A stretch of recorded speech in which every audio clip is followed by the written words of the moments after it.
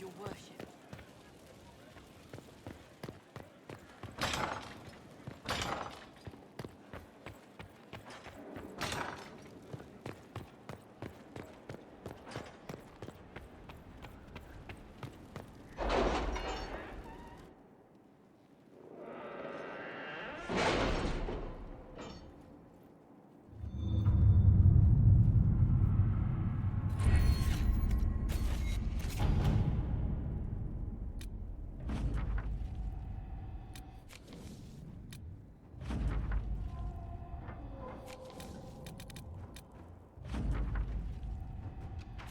Any news on why Corypheus is sending people to explore elven ruins of all things?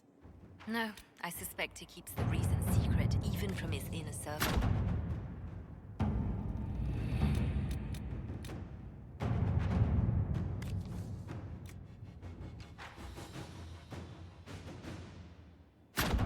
At your service.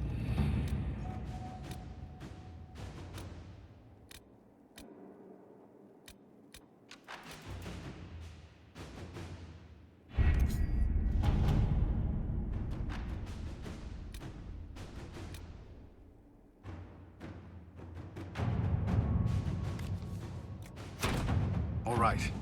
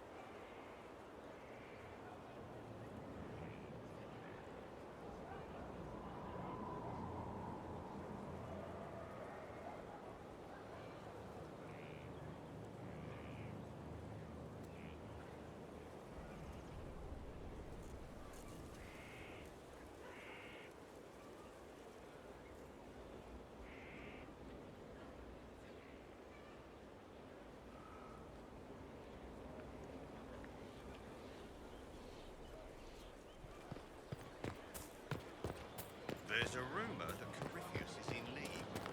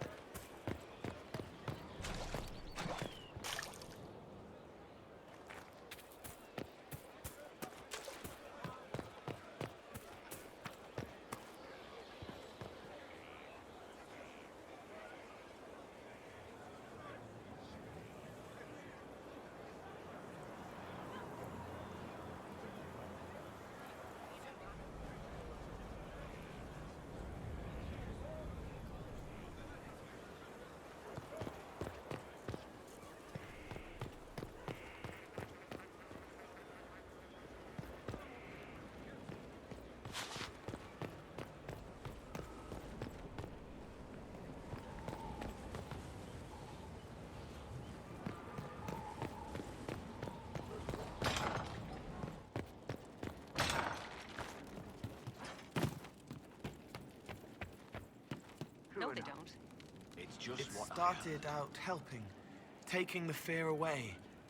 I won't take too much. I am not that. I found the amulet that Solus told us about. Would you like to try it on?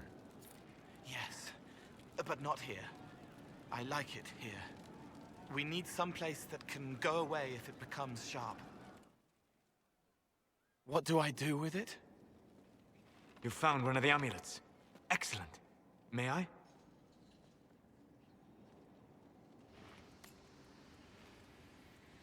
It is simple enough.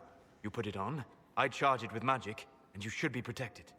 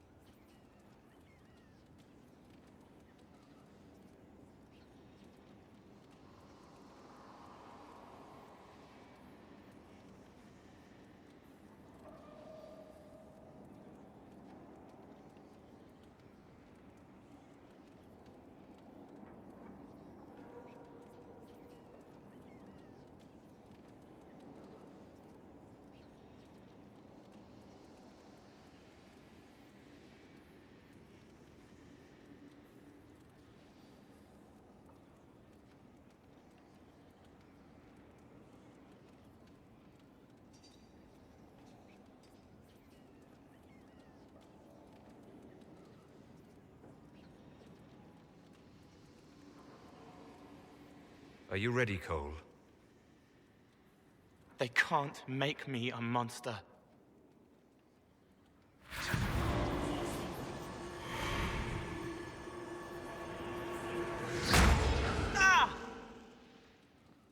What was that? Oh, what are you doing to the kid? Stopping blood mages from binding me like the demons at Adamant. But it didn't work. Something is interfering with the enchantment. Something like Cole not being a demon?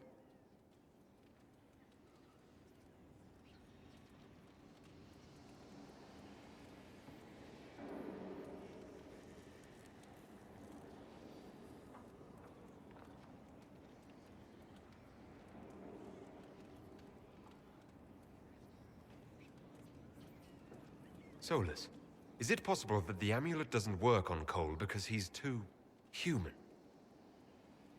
Regardless of Cole's special circumstances, he remains a spirit.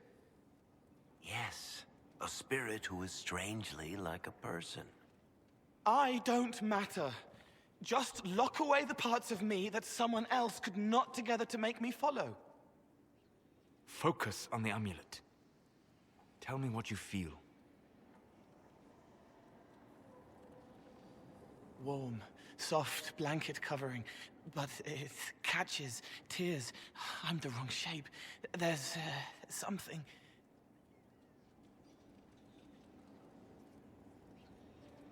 There. That way.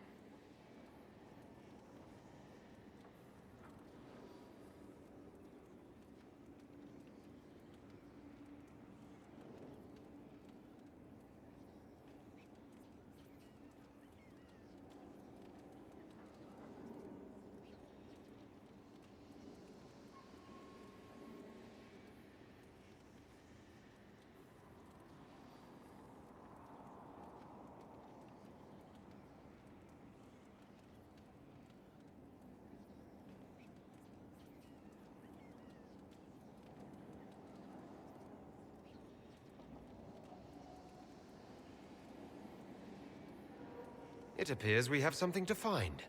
Again? All right, kid.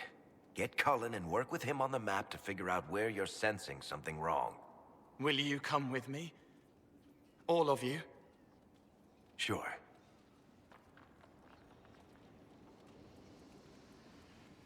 All right, I get it. You like spirits. But he came into this world to be a person. Let him be one.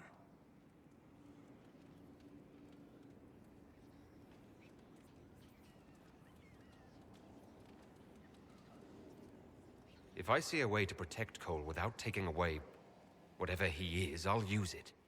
But Cole clearly needs our help. I'm not saying we do nothing.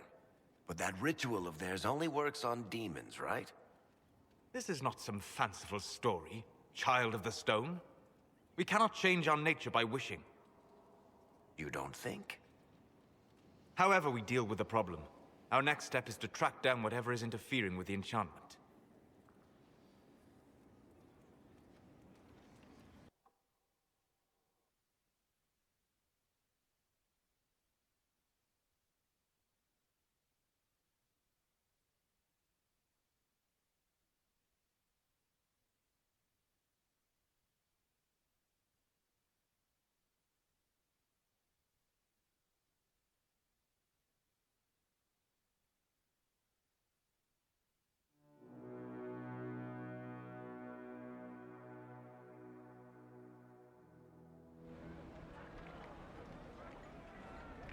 Yeah, this should get me through the month.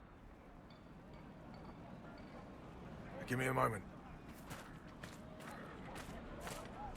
Greetings. Can I help you? You. You killed me. What? I don't even know you. You forgot. You locked me in the dungeon in the spire, and you forgot, and I died in the dark. The spire? Cole, stop! Just take it easy, kid. He killed me. He killed me. That's why it doesn't work. He killed me, and I have to kill him back.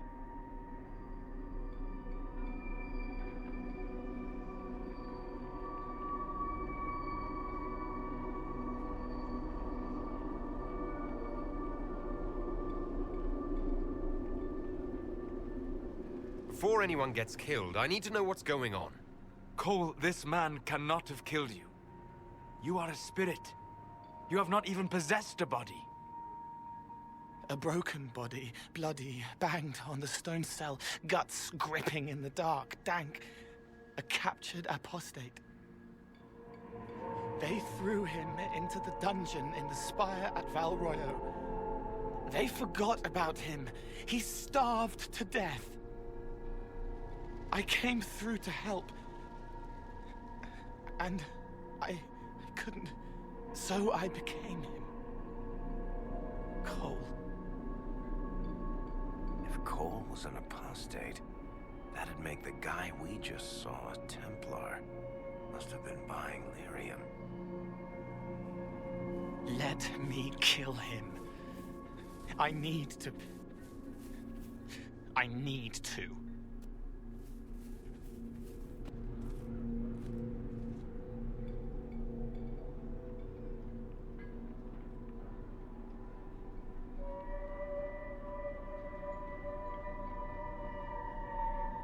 Solus? We cannot let Cole kill the man. I don't think anyone was going to suggest that, Chuckles. Cole is a spirit. The death of the real Cole wounded him, perverted him from his purpose. To regain that part of himself, he must forgive. Come on. You don't just forgive someone killing you. You don't. A spirit can. Varric? The kid's angry. He needs to work through it. A spirit does not work through emotions. It embodies them. But he isn't a spirit, is he? He made himself human. And humans change. They get hurt. And they heal. He needs to work it out like a person. You would alter the essence of what he is. He did that to himself when he left the Fade. I'm just helping him survive it.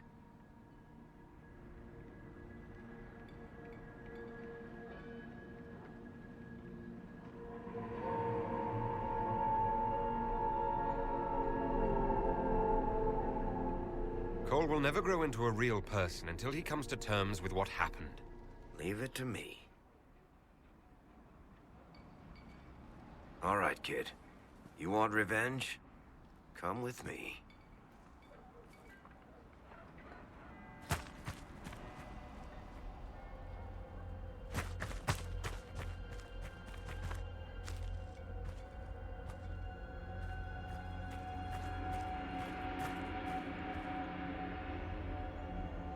I'm sorry. I'm so sorry. Sorry isn't going to help him now, is it, kid? No. Pull the trigger and put him down like a mad dog. Do it. No! Ah! How you doing, kid? Feel any better? No. You can't make it all just go away. I learned that the hard way. Forget. No. He needs to remember. You too. We're done here.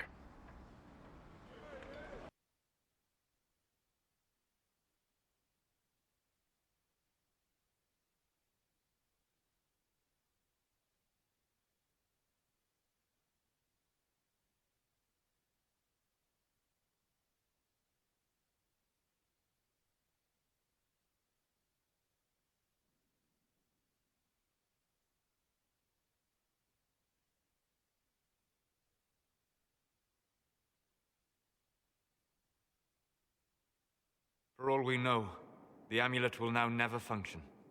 Cole remains vulnerable to binding. No, he isn't. The amulet didn't work because he's too human, right? Maybe now the kid's also too human for that binding magic to work on him. I hope you're right. It still hurts. When do I stop hurting? Being with your friends can make you feel better. Come on, kid. Let's go for a walk. It'll clear your head. The left hand misses a friend with 2 different names. She's hurting, sad, alone, but everyone can see me now. They remember. How do I put honey in Leliana's wine without her noticing? I can help with that. It is good that he is not entirely changed, however human he becomes.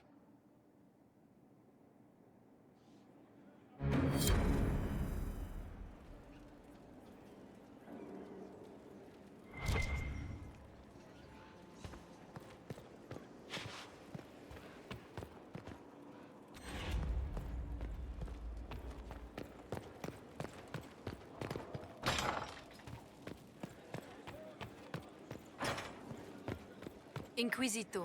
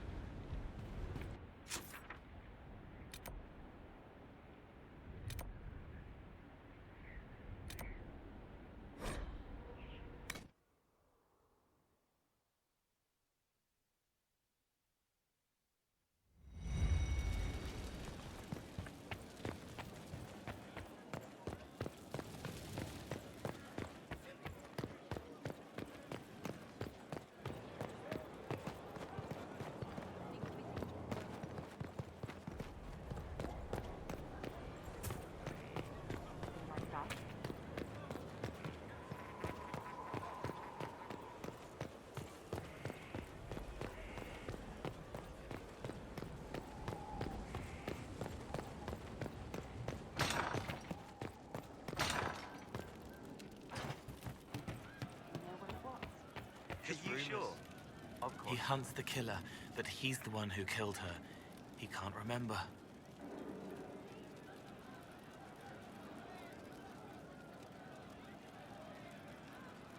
How'd you like to get out of here? Maybe do something fun. I don't know. I've never tried. Come on.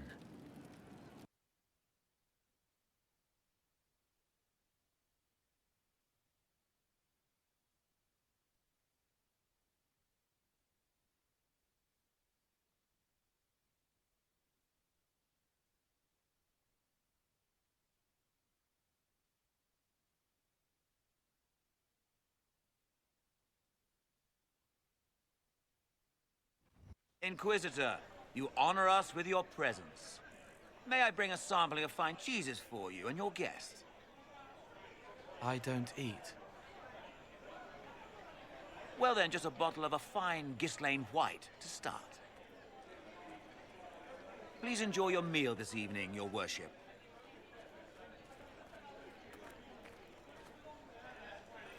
He saw me. They all see me.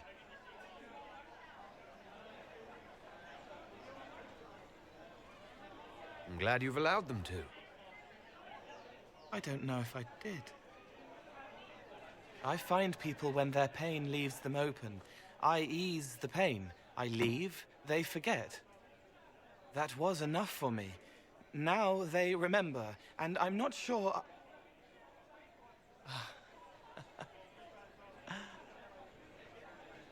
Cole? There was a mage named Reese at the spire. He was one of the few who could see me. He was my friend. My only friend for a long time. Evangeline showed me that Templars could be kind, but even she...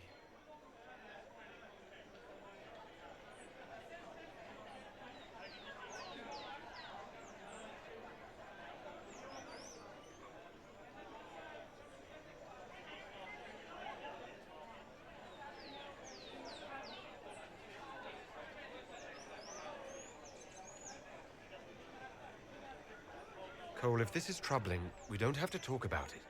Gentle. You watch me walk into darkness over and over, and you always worry. Thank you. But this isn't about them. It's about... When I found out I wasn't human, when I grew, I lost Reese. I lost my only friend. That's why I was scared about letting all these people see me. That's why I laughed.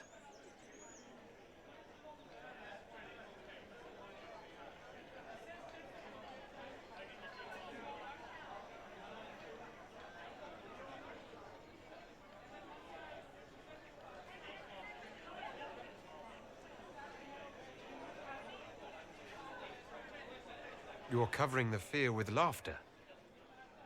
No. This world taught me that changing means losing your friends. But now I know that doesn't have to be true. I have enough self to know that what I felt was foolish. Isn't it wonderful?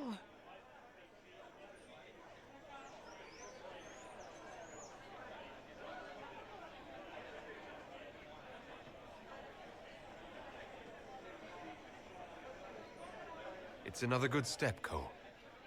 I might like being human. What do you think I'll learn next?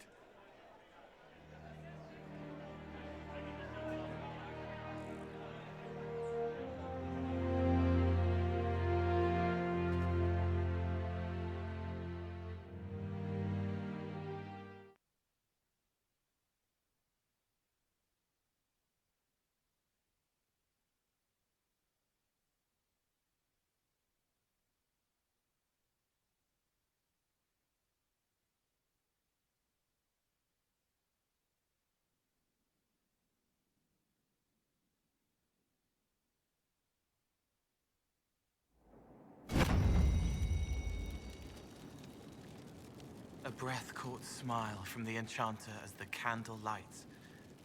The walls are safe. She will never be hungry again.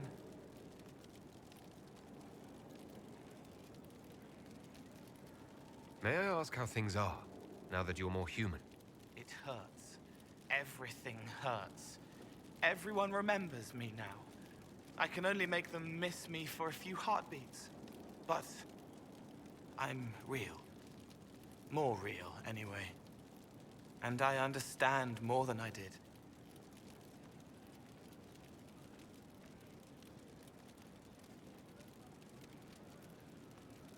You're still able to sense the feelings of others, aren't you? Yes, I still feel things, flashes of their minds. Pain, hurt, all of it. It's not so loud anymore. I make more noise myself, so I don't hear as much unless I want to. I remember more things, though. It lets me learn. I sometimes see why something I said would bother Cullen. Maybe I'll do it less. What's the difference between you and a spirit now? Spirits are... they just are. Most of them sense something that interests them and stick to it. They don't remember much. It keeps them pure, but it also keeps them from learning, from growing. I wanted to help people, but I only knew enough to do it in the simplest way. Now I can see more. I also want to hit people a lot. Varric is helping with that. Are you still physically the same, or are you fully human? I was always fully human. I can do everything I could do before, except make people forget. The way I move comes from my mind, not my body. As long as I remember some of the Fade, it remains. My body is just like the real Cole's, except that he was a mage. I'm not. Why aren't you a mage? I can't know for sure, but the real Cole, his father beat him, killed his mother. His sister might have died, too. I don't know if that was real or what the demon made me think. Then the Templars threw Cole in darkness and starved him, all because he had magic. He thought that if he didn't have magic, I'm what he wanted to be. Him, but normal. So no one would hurt him.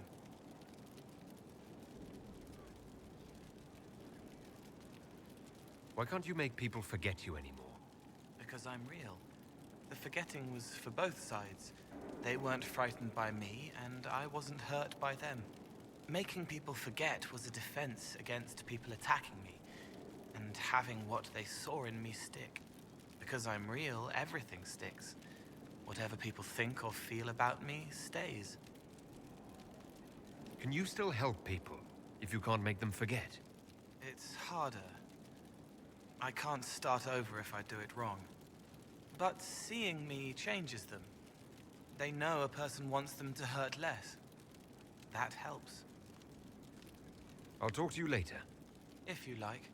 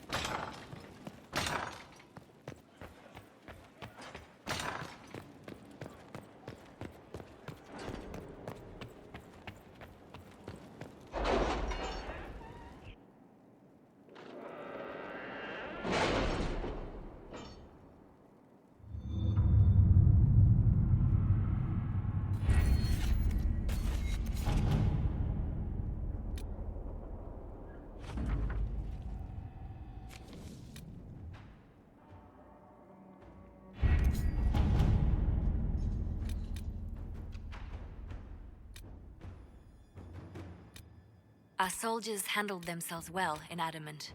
We've come a long way since Haven. I fear there's still a ways to go, but we're prepared.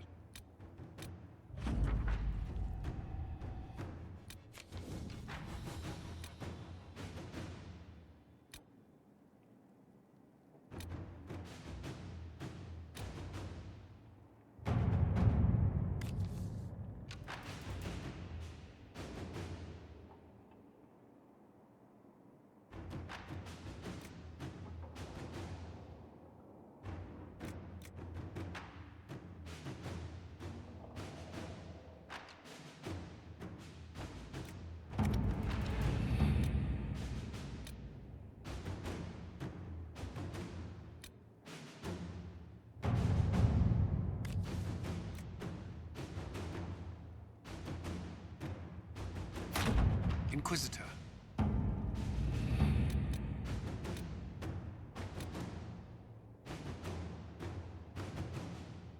The captain sent back sketches of the walls. Our experts say they look elven. Interesting.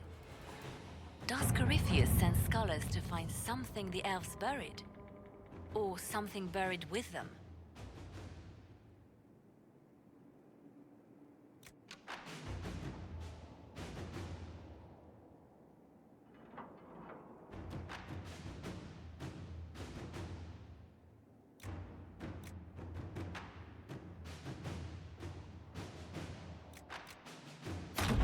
Inquisitor.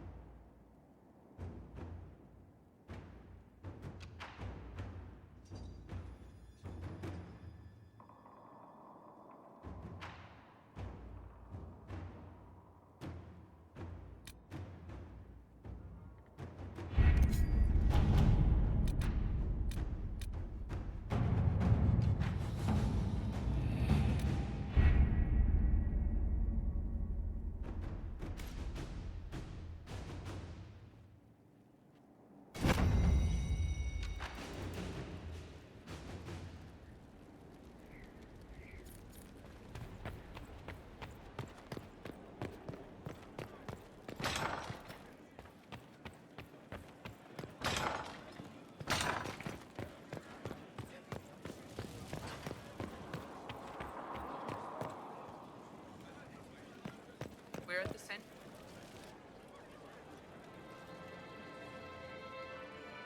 I knew Stroud, you know, not well. He led the Wardens near Kirkwall. Not many people knew who he was, but the man was a hero when it mattered. He wasn't the first good man to fall to Corypheus. He won't be the last. This story's no good for heroes.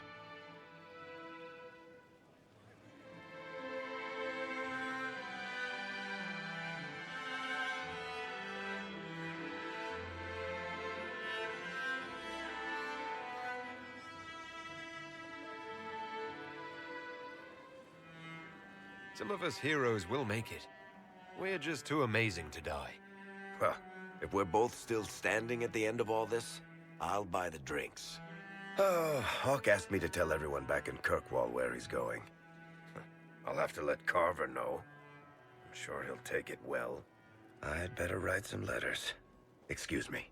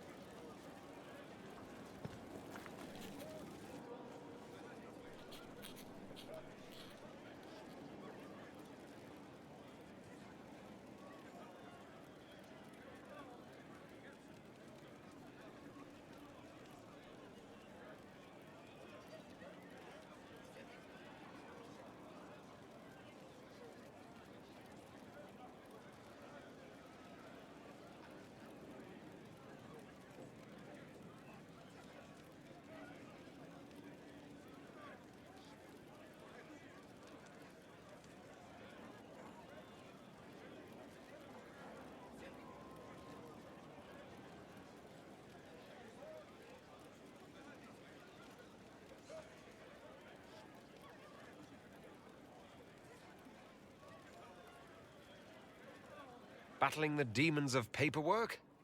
That's a fight nobody walks away from clean.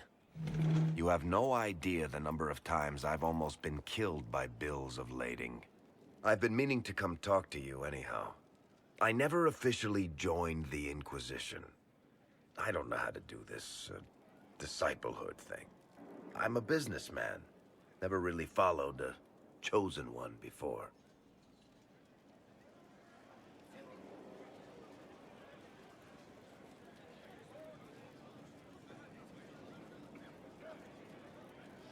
I don't need a disciple. I need a friend. If you knew how intimidating you are, you wouldn't make it sound so simple. You just don't know what you are to the people out there. The Herald of Andraste is a symbol bigger than any of us.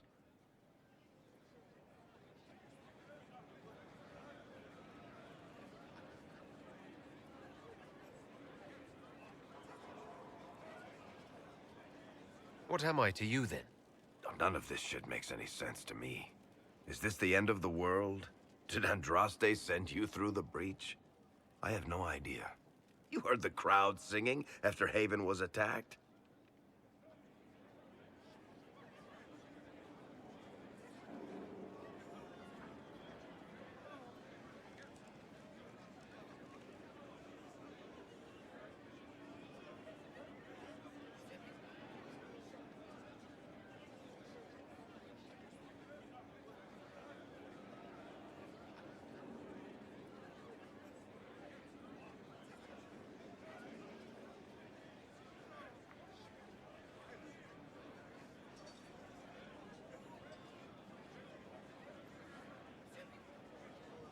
Whatever I am to Thedas, I'm still just an ordinary person. So, just a regular person, like anybody else. Right. I should probably get back to work. Unless, you up for a game of Wicked Grace?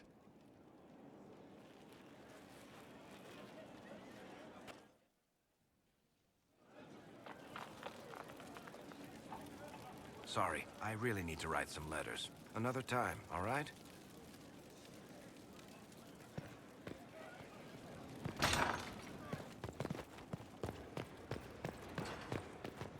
I cannot believe the Grey Wardens could even conceive of such a plan. To seek out these old gods deliberately, in some bizarre attempt to preempt the Blight.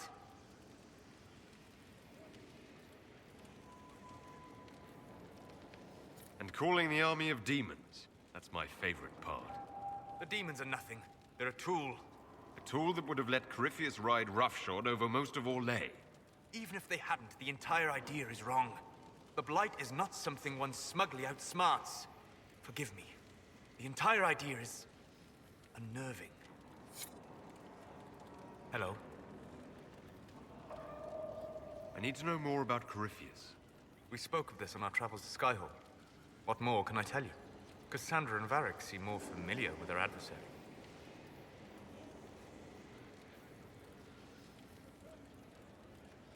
You've given me good counsel before. I could use some now. My apologies, Inquisitor.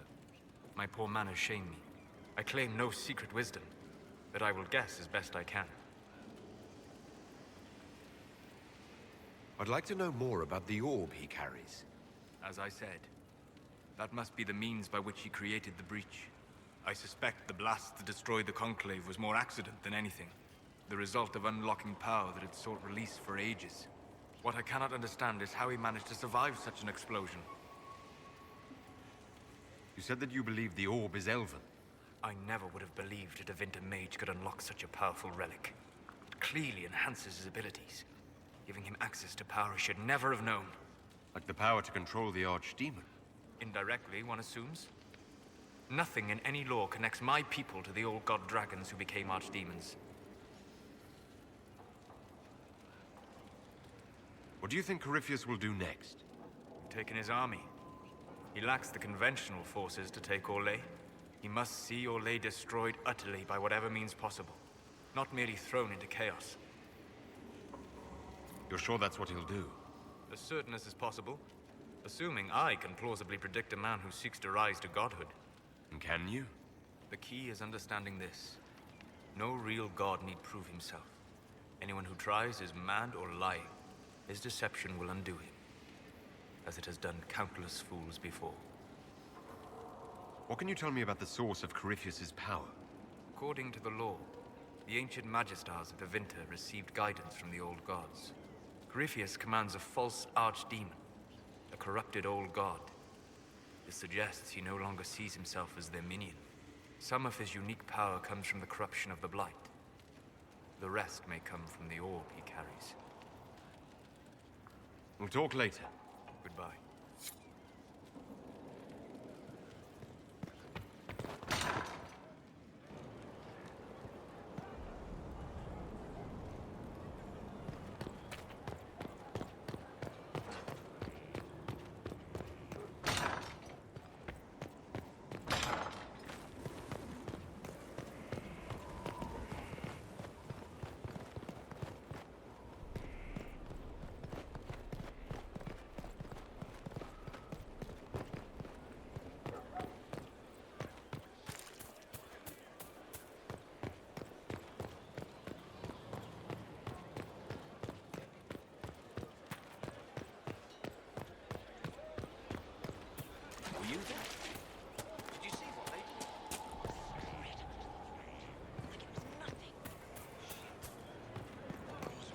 move when the lessons continue. Of course they will.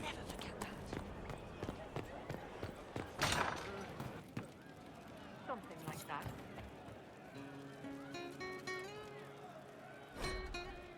Stop bouncing. You're bouncing. In a hurry, sir. Good day. Welcome back. Commander Cullen did good work at Adamant. Breached those walls like he'd done it a dozen times. Nice job with the demons, by the way.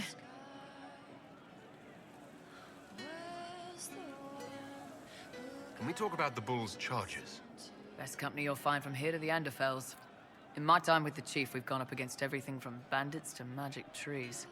We're expensive, but you'll never doubt we're worth it. Want to know anything in particular? Are there rules for how mercenaries operate? If you don't want some noble to treat you like bandits, yes. There's also a code of conduct most companies hold to. Keeps things civilized on the battlefield. We accept surrenders for ransom from mercenaries, nobles, and soldiers wearing a lord's colors. Our prisoners are treated well, injuries tended. We'd want the same for any of ours who got captured. You said something about everything from bandits to magic trees. I'll admit to some curiosity. Right. Sylvans. That's what Dalish called them. Apparently spirits can possess trees, too. Some noble in the Dales, and they really don't like it when you call them Dalish nobles, had a haunted forest. His family had abandoned the land, but he wanted it back. The chief bought us all axes, and in we went. Between the axes and the torches, the Sylvans weren't too bad. Worst part was the squirrels. Do the chargers specialize in anything from a tactical standpoint? Bull doesn't want us large enough to work as an army. We're better as shock troops to skirmishers. We've got archers for hitting enemy infantry, Dalish with more archery, and Skinner and her people on the flanks. Rocky handles fortifications and traps, and Stitches keeps us all fighting. They mostly hold back. I'll lead the frontline fighters with Grim, and the chief goes wherever he can hit something. We'll talk later. Have you done the oath you have taken is Inquisitor, come have a drink. To killing a high dragon like warriors of legend. What exactly am I supposed to be drinking? Maras lok. What does that mean? It means drink. No offense, Bull, but I think you're on your own. Nah, suit yourself.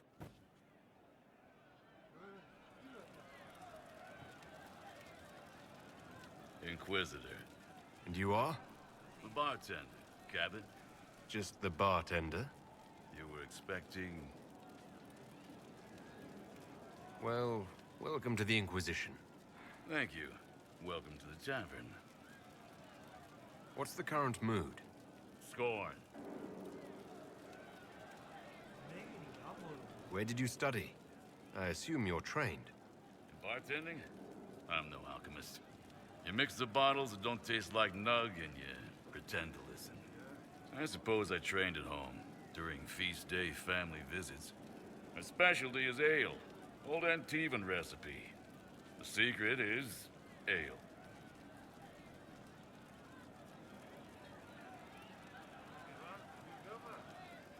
You're a bit of a hard-ass. Why are you here? And if I could fight, I'd be in a helmet. If I was a mage, I'd throw fire. And probably be dead.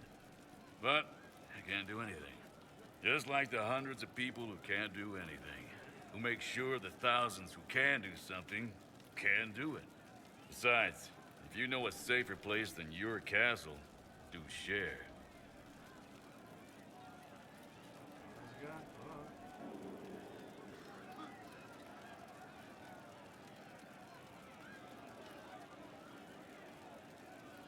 What's the word out there? They have heeded the call to power and are ready to raise arms at Chateau Crown de Gris.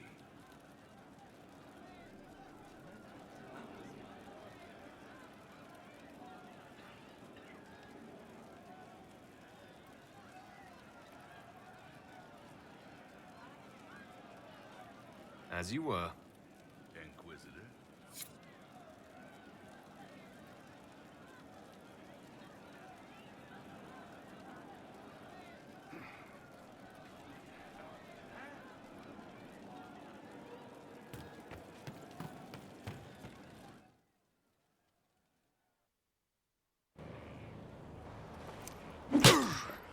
Again.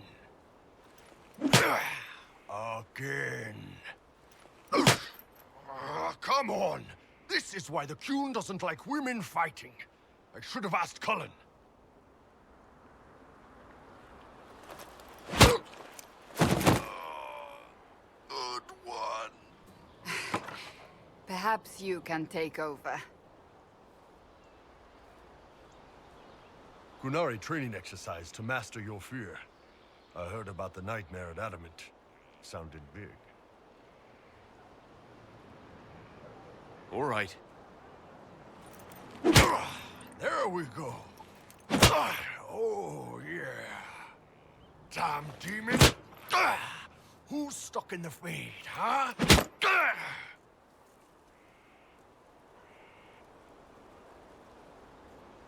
So we're working out your fear with a stick. Less talking, more hitting.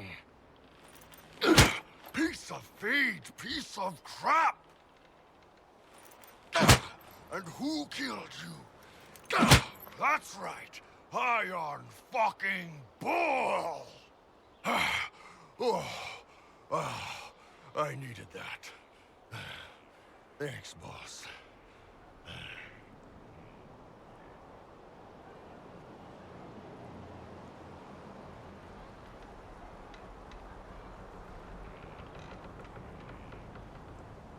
Anytime.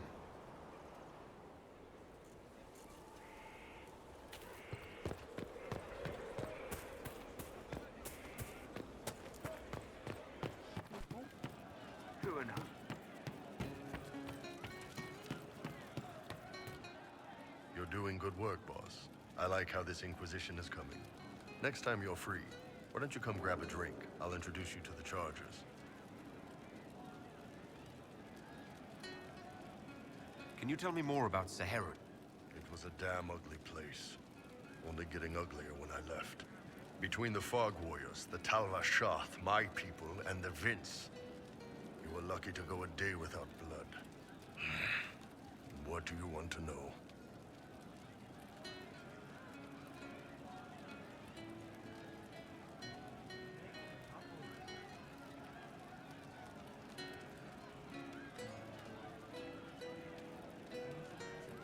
What were the Fog Warriors like? They were the worst of the rebels. They trained for stealth attacks. They made this fog. I never saw any mages, so I figured it was alchemy, not magic. They were almost invisible in it. I'd be on patrol in the market square. The fog would roll in, and before I knew it, half my squad dead without a sound.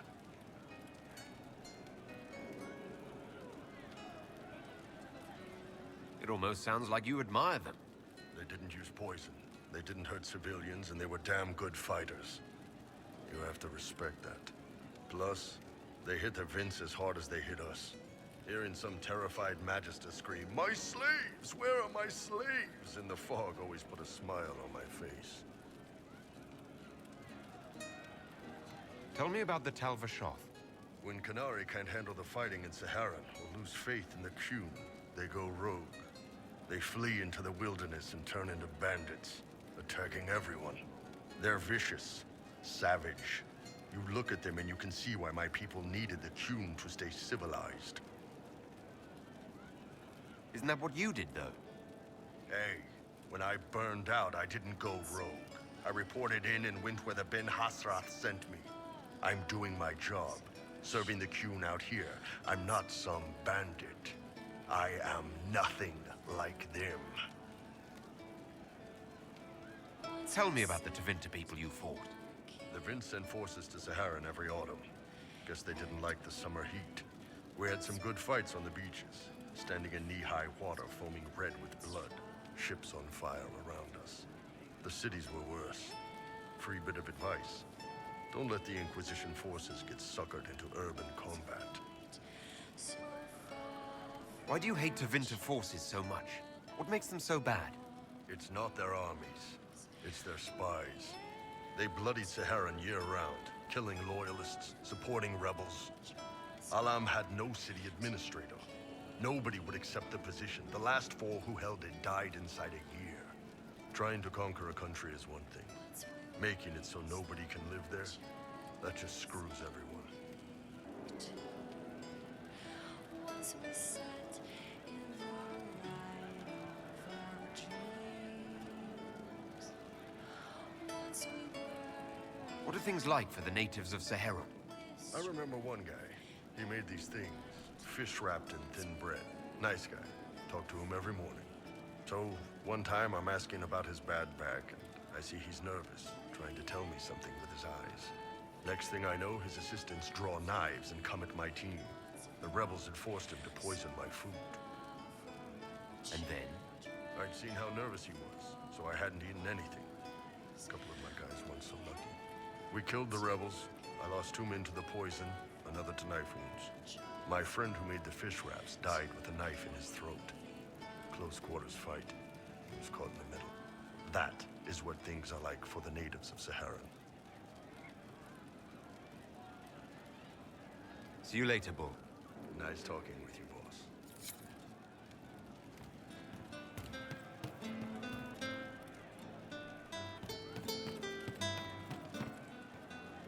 You happy? Oh, Inquisitor, I joined. Sutherland, your worship. I saw some bandits, so I came to warn people. I'll let your warriors know and then stay out of the way.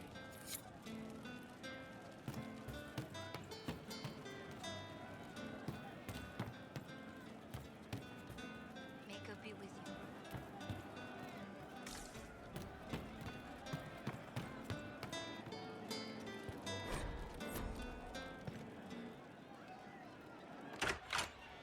Heard what went on in that Fade thing.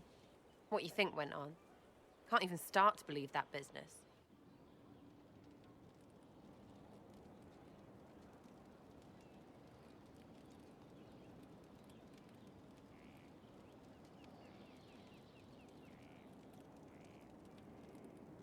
We can stew about what we saw for ages, but some of us didn't come back. Knew you'd get what was important. Yammer yammer, visions and shite. People are dead. Probably. Stroud, yeah? Lost a serious moustache there.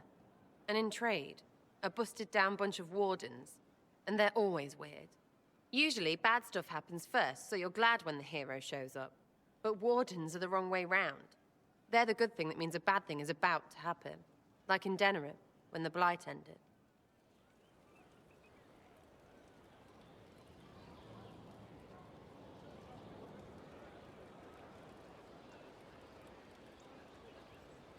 It must have been rough living through the Blight. Someone yells Darkspawn, and then nothing happens for a long time. Then wardens show up and take your stuff. Or, you know, some prick noble takes your stuff because wardens may ask for it. Then you steal it back. So whatever. The first ones in line to screw everyone weren't Darkspawn. That's all I'm saying. Blackwall's nice, though. Different from the Adamant ones. Need more like him.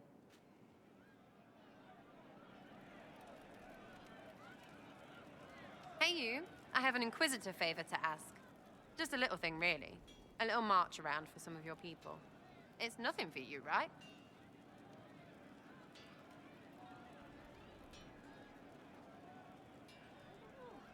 All right, let's hear what you've got. Jump right in, huh? I like that. It's a Red Jenny thing. I got a tip that some noble stiffs are arguing over Verschel. Land squabble. They're getting little people beat up, so I need you to go to your big table and send some people to walk through town. Just walk through. Just walk through. Easy, right?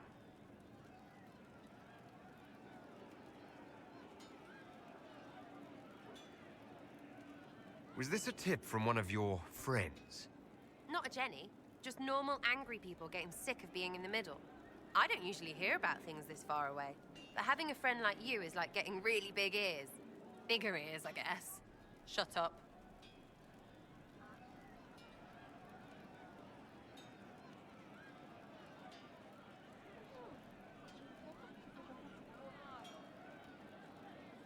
Who's asking for this? I'm asking, because I heard people complaining. See, when nobles fight, it's not them. It's their little people stuck in the middle. It's like a polite war, so no one pays attention. But if you march through, the people up top feel threatened too. Stuff like this is always happening. Good sovereigns to be made if you're one of the few who notice.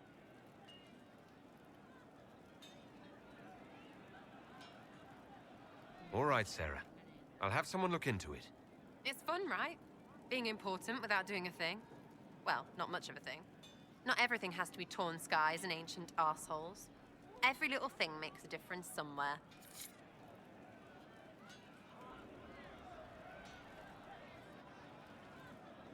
You have a problem. That over there is a full tavern, but everyone's drinking alone. They're all up their own arses about the Inquisition. I can't have fun with everybody whinging, and they'll fall on their swords before Corypheus can push them. I'm thinking pranks. Set a few up, knock a few down. You win or not?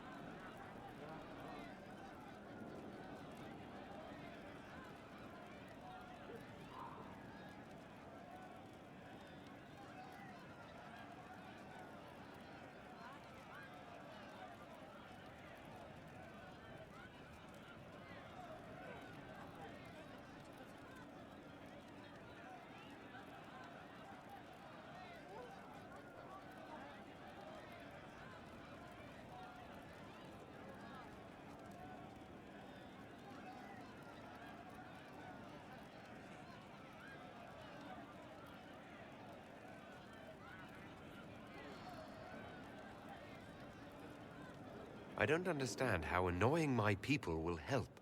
Look, you have experts for everything. And I know a bunch of tight-ass people when I see them. Oh, sure, they'll complain. But they'll really mean, thank you for distracting me from the end of the stupid world. Come on!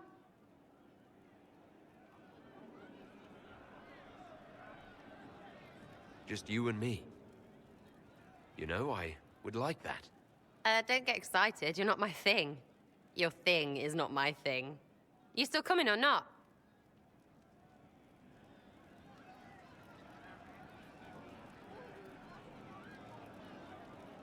Lead the way. What, really? Really? I knew you were different. Let's go.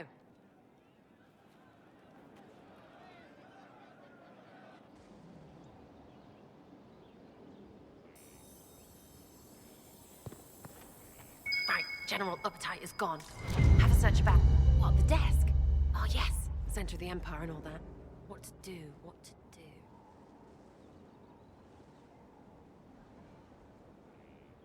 All right, Sarah. What do you want to do? Thing looks heavy. Don't want to move or break it. I got it. Easy one. Just a slip of something under here. There, won't notice much, but it's just that little bit wonky. He's so in control that'll piss him royally. I tell one of the soldiers and boom, the general seems like people.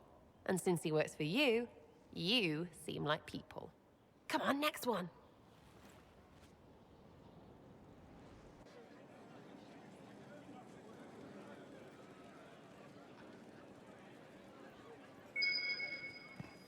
Right. Little Lady Prissy Pants. Have a look. What, just the door? Where she greets every important idiot. Yes! Well, Sarah, what do you have in mind? Get a bucket. Classic, yeah? 5 minutes of sloppy boss gets you weeks of happy kitchen staff. Except for the one who cleans it up, I suppose. But whatever. Next up.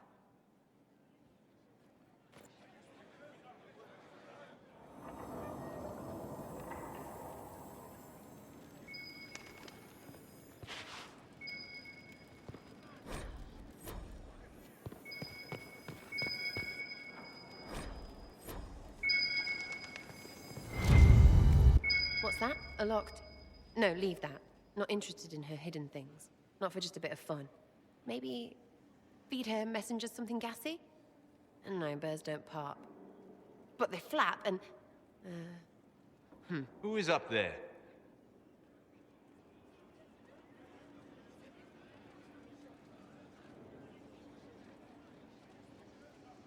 Go!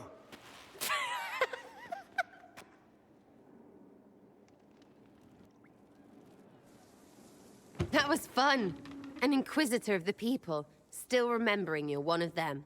If all they got was the herald stuff, the serious bit, you'd start to sound pretty scary. That works, but not for long.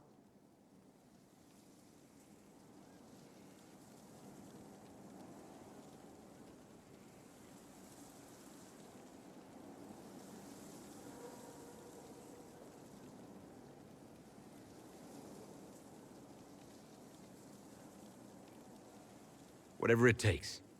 I'll start throwing pies if it kept people inspired. Pies is so good, and Coryphanus would never do that. Good thing for you, innit? Because from the bottom, everyone up top sort of seems the same. Anyway, fun time, Inquisitor. You! Oh, frig. You did it!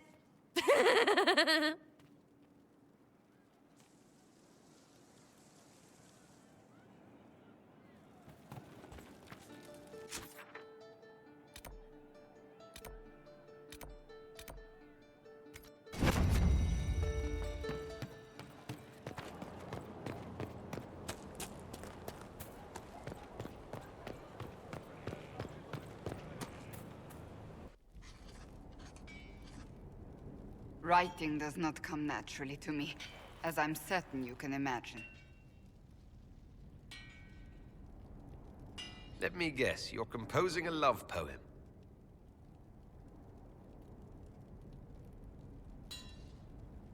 I couldn't, not even if my life depended on it. It's not that hard. Yes, it is. Poetry takes finesse, it takes grace. You think you don't have those things?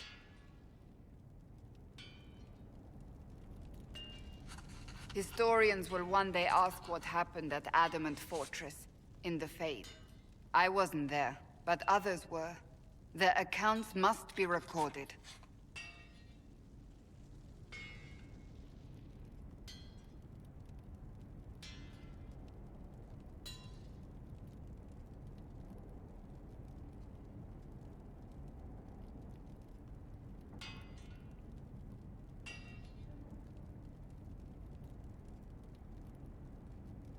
It's an excellent idea, Cassandra.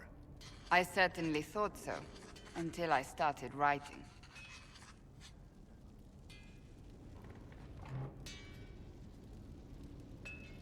I still don't know what to say about the spirit of the divine. The Chantry teaches us that the souls of the dead pass through the Fade, so it could have been her. Yet even so...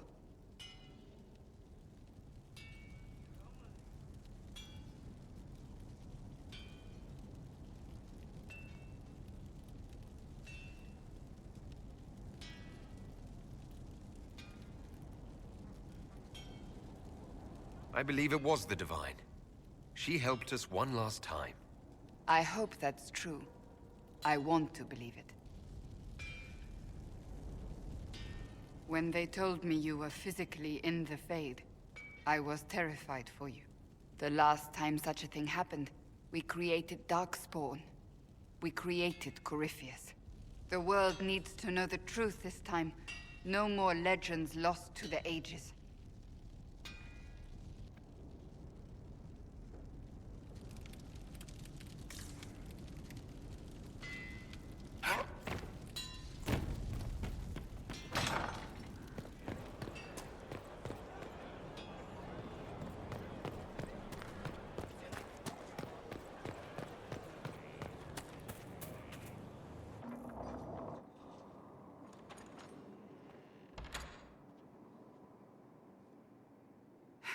I can keep staring at this, but I won't get any closer.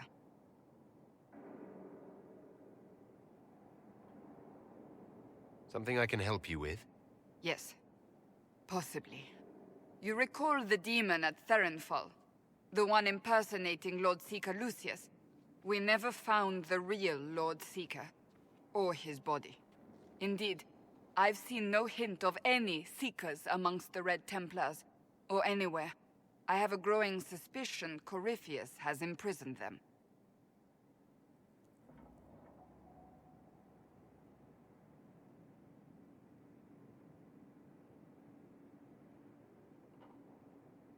Finding them obviously means a lot to you. I left the Order, but I can never abandon them. I cannot even claim that rescuing them would be beneficial. They wouldn't look kindly on the Inquisition. But even so, if there's a chance... If we can spare resources to follow up on these leads, Inquisitor, I would appreciate it.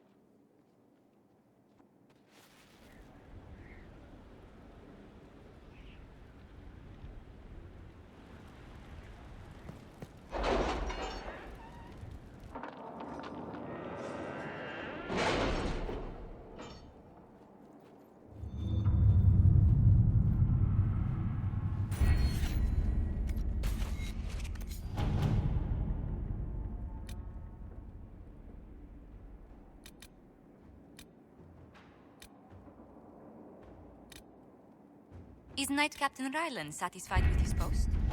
It's not an easy assignment, but if anyone can handle the approach, it's him.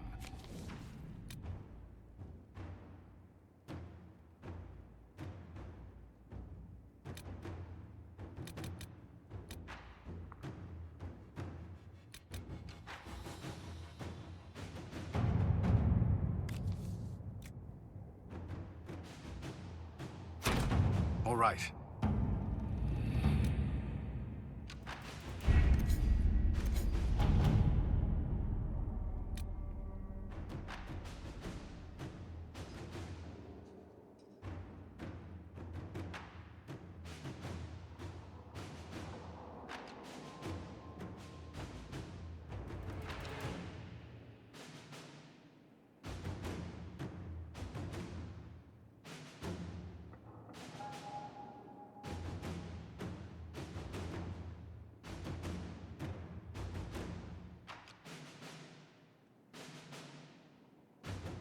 Any Venatori activity?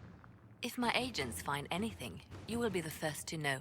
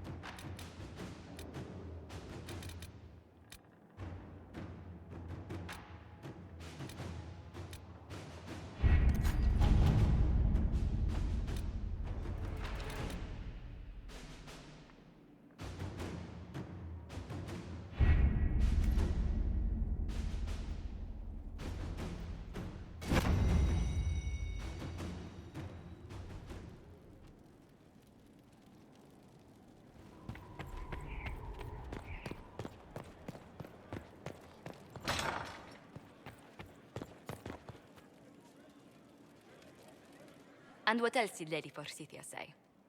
That she'd rather drown herself than help the Inquisition. Anything else? She said she'd have us flogged alive if we allied with her brother. That does sound like her. Cheer up, Josie. We at least have her attention. You always do find the brighter side of things. We are in the midst of cementing an alliance with Lady Forsythia of Navarra, your worship. It's become a somewhat delicate task. Can I do anything to help negotiations? Thank you, but I believe I have matters in hand. I dissuaded her from sending soldiers when she learned we'd struck an accord with a brother she's feuding with. Lady Forsythia simply employs a colorful manner of speech.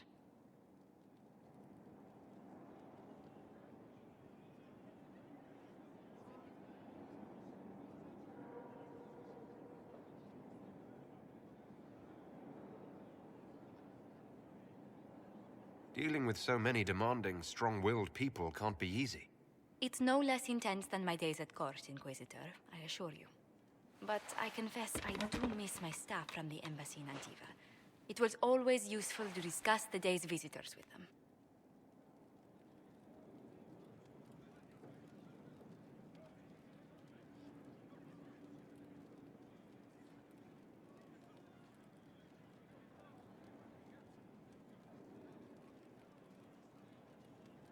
I have time, if you'd like to review things with me.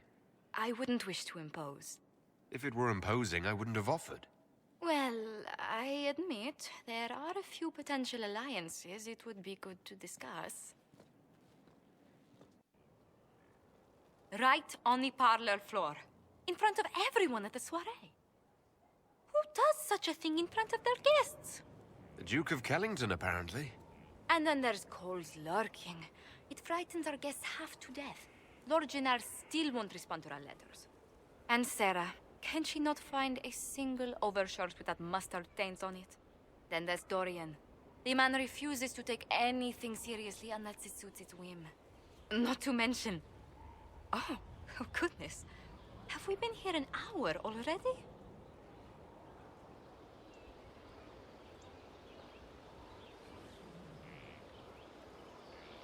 It went by so quickly I didn't even notice. You're far too polite. I didn't intend to go on for so long. You must think me quite the gossip. Spending time with such an engaging woman is never unpleasant, Lady Montilier. Goodness.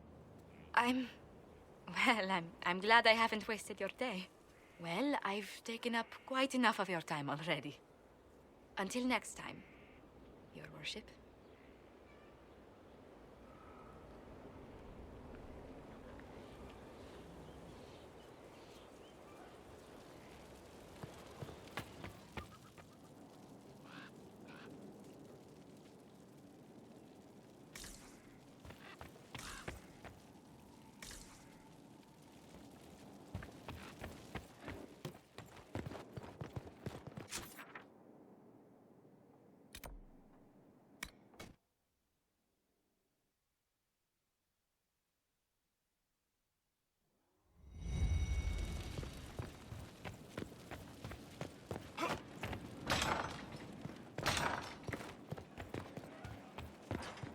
Inquisitor, is it true?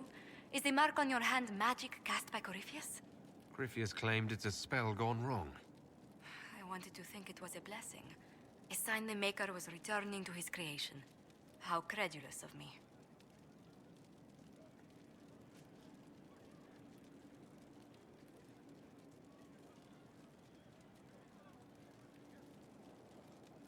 I thought the same thing about the anchor, Josephine. I suppose neither of us could have known what your mark was until now. Does it hurt? The anchor, that is.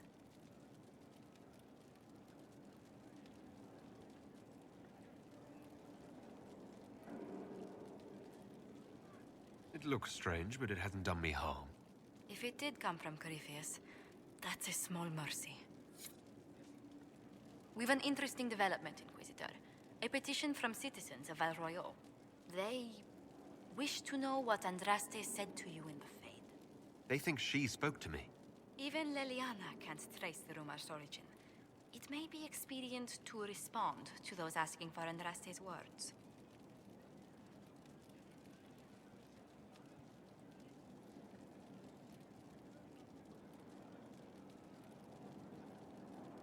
Tell these petitioners Andraste said she cares for us, always, as she walks by the Maker's side. A fine sentiment. We will have it proclaimed in Val Royo. A pleasure.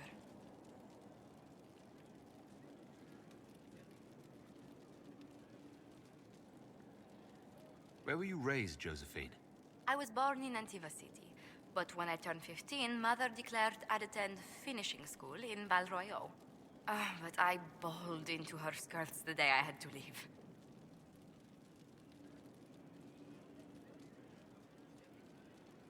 You must have missed her terribly. I did. And she was most unsympathetic to my wailing. But my mother only wanted the best for me. Living in Orlais was an education in itself. What did you learn at this finishing school in Val Royo? Among other things, mathematics, rhetoric, poetry, history, logic, and a great deal of etiquette. I still remember Madame Beventir's switch on my knuckles when I forgot the basic tenets of Nevaran dining customs. For a dowager approaching her 80th year, she had quite the arm. How did the younger you like Val Royo when you arrived? Have you ever stepped into a new city and felt the buildings couldn't possibly be real? That was Val Royo to me. So beautifully foreign, I gaped at its spires for months. Does Antiva City have nothing that compares to Val Royo? Antiva City is a jewel among the capitals. But I did not appreciate that before I traveled. There are multitudes of places I'd like to see. Saharan, the Anderfels, whatever lies past the Amaranthine Ocean.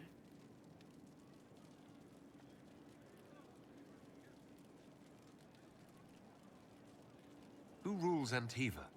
Officially, the Principality of Antiva is governed by His Majesty King Fugelno II. In reality, Antiva's merchant princes rule the country in everything but name. Quite loudly, I might add. What sort of dealings did you have with these merchant families? As ambassador, I attended Privy Council meetings in a mediatory capacity. May I just say, one has never heard an argument until they've sat in on 15 princes howling down each other's tariff suggestions.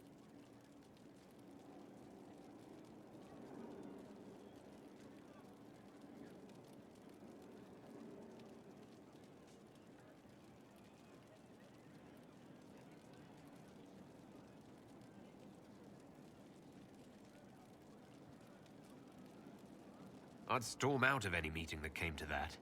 It would be fitting. Dramatic exits are always a favorite. It's all a part of life in Antiva. Our traditions value passion and romance. A certain exuberance of style. Are you positive you're Antivan? I can be most exuberant when it's called for. Just at the right moments, and in a proper fashion. Might we speak of something else? You haven't really gone into detail about how you know Leliana. We met... let me think. We met the last few years of my schooling, but we became friends after I became ambassador to Olay. It seems terrifyingly long ago now. How exactly did you and Leliana reconnect in the Inquisition? I discovered my family had been overcharging a merchant we traded with for months. Our name carries a great deal of trust in Antiva. I spent weeks arranging a string of favors as suitable recompense. Apparently satisfied, the merchant extended me an invitation to her estate. Leliana greeted me in place of the merchant.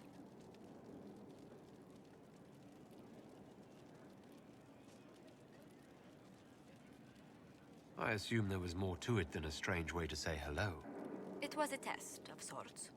Leliana claimed she needed someone of painful integrity for the Inquisition. I accepted, once she finally explained what it was. Do you remain close? Yes, but she's grown so much more distant than the outgoing woman I met in Val Royo. Leliana used to wander the Orlesian courts, singing the sweetest songs, charming the greatest wits. Now she collects secrets and takes risks that would make empires tremble. I worry, but she will not hear it. Does Leliana confide in you? If she enjoys revisiting our more disastrous adventures, Leliana used to concoct the most ridiculous plans. Run if you ever see her with a twine ball, a measuring stick, and a handkerchief.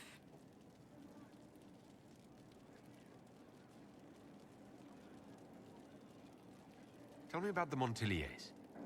Well, my parents are alive and in good health. They live in our estate in Antiva City. Of my 4 siblings, most attend to the running of the family vineyards. That reminds me, I must ask someone to make sure Yvette attends the spring reception at the palace. My youngest sister has no head for social engagements. Why are you overseeing your siblings' social lives? It's Antivan custom. After a certain age, the heir apparent runs the family's estates to prove they're worthy of succession. If you're unfit for the task, the heads of the house, usually one's parents, may decree a new heir.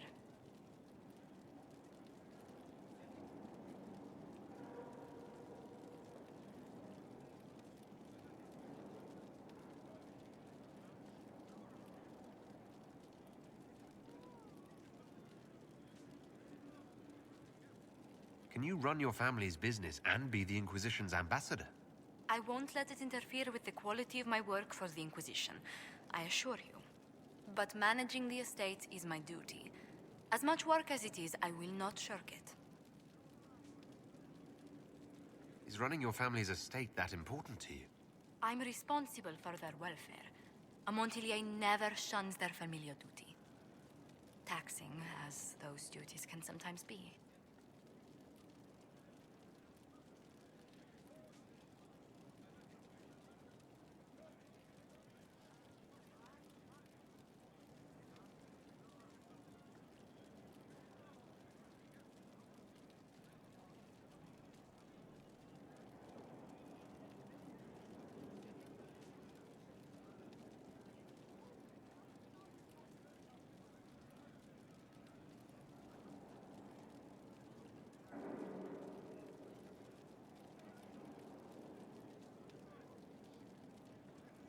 Maybe your siblings could help lighten your burden. You don't know them. But Lorien in charge, or Antoine, or Yvette? No, truly. It must be me. What's the land like in Antiva? The settled areas are quite lush. The vineyards run as far as the eye can see in some places. Antiva City, however, perches right up against the Rialto Bay. That's what I miss most. The sea crashing against the maze of the docks. I have difficulty seeing you wandering around a trading port. Everyone in Antiva City spends time by the ships, my lord. The finest restaurants and poets all make their habitation by the sea. The waterfront's never still. Lanterns are lit along the promenade no matter what the weather. Are you ever homesick? Occasionally. When a breeze stirs the trees in the garden, I sometimes pretend it's the sound of the surf. Do you know, I even miss those terrible squawking birds infesting the harbor. My youngest sister used to throw whole loaves of bread to the gulls. Silly thing. Let's speak later. Farewell.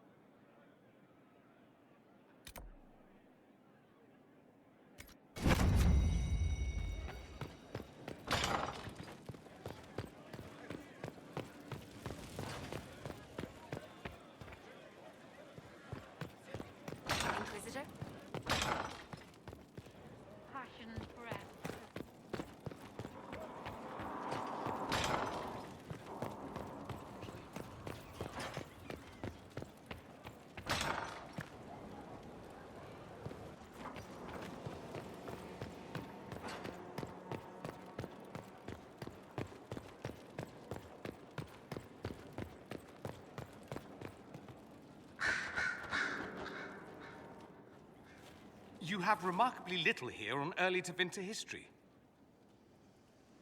All these gifts to the Inquisition, and the best they can do is the Malefica Imperio. Trite propaganda. But if you want 20 volumes on whether Divine Galatea took a shit on Sunday, this is evidently the place to find it.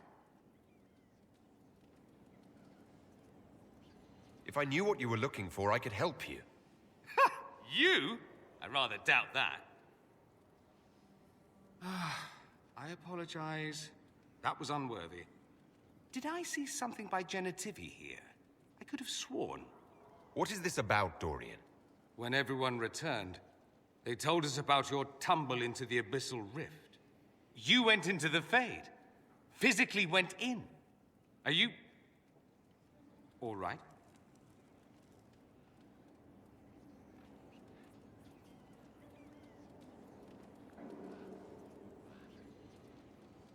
I learned a surprising amount. What happened at the Temple of Sacred Ashes, for one? Regained your memories. That's good, then. I think so. You do realize this feat hasn't been performed in over 1,000 years. Corypheus and his contemporaries entered the Fade and began the Blights. In comparison,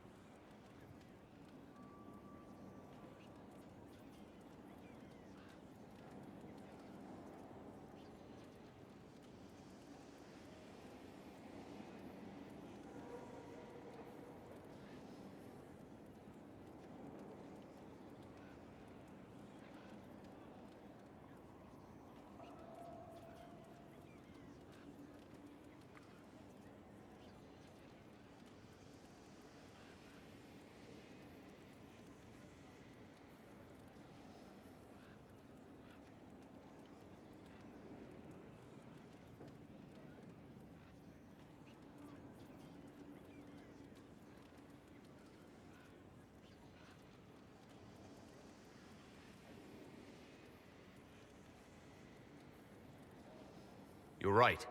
I was fortunate. indeed. Although there is cause for concern.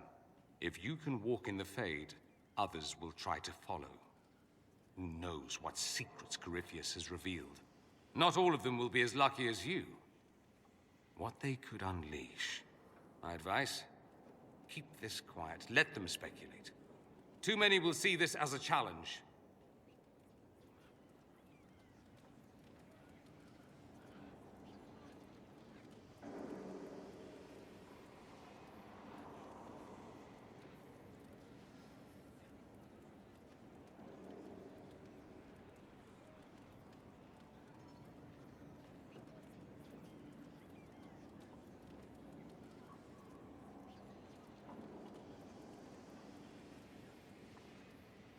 That's a good idea. There are enough idiots in the world who think if they just use enough blood magic, their problems will vanish. It's exactly the sort of thing I want to stop back home. This I don't need.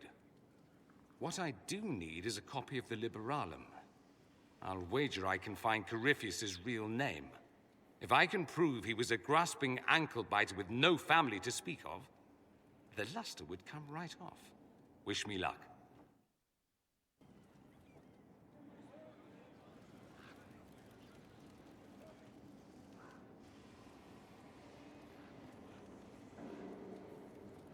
Anything interesting? A letter regarding a friend. You never met him, but he was at Redcliffe when everything happened.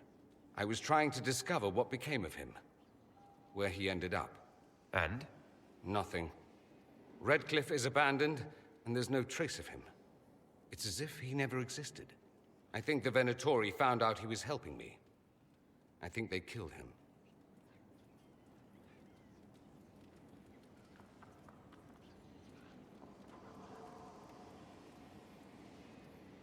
Are you all right?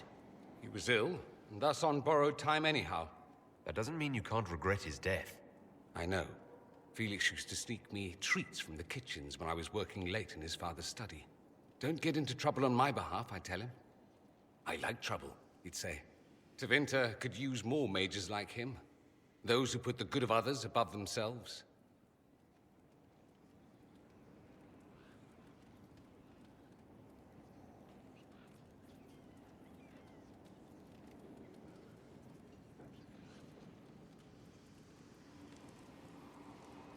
You make it sound like he was a better person than you.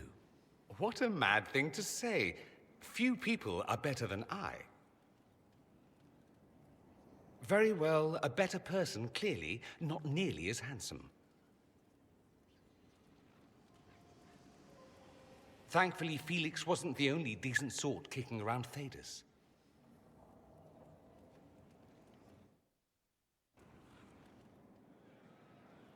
Roderick, that Chantry fellow who led us through the mountain from Haven. You know he died, I assume. Got us as far as the camp, and then that was it.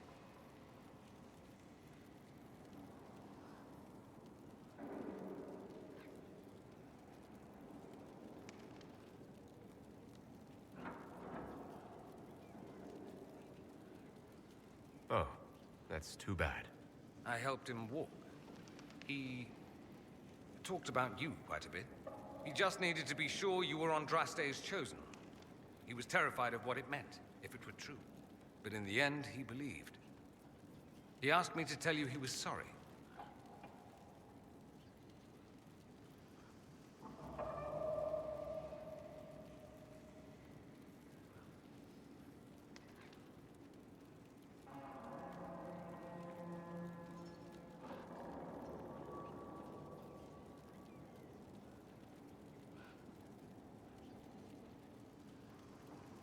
It's good he saw the truth, even if it came late.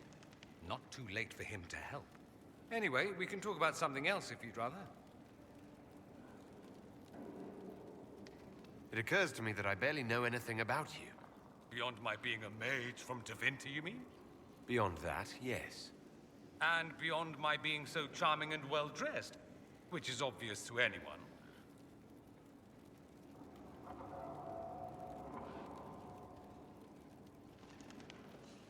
You certainly think highly of yourself. It's true. I could be more modest, but I'd be lying.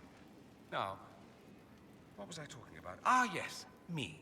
I am the scion of House Parvis, a product of generations of careful breeding and the repository of its hopes and dreams. Naturally, I despised it all. The lies, the scheming, the illusions of supremacy.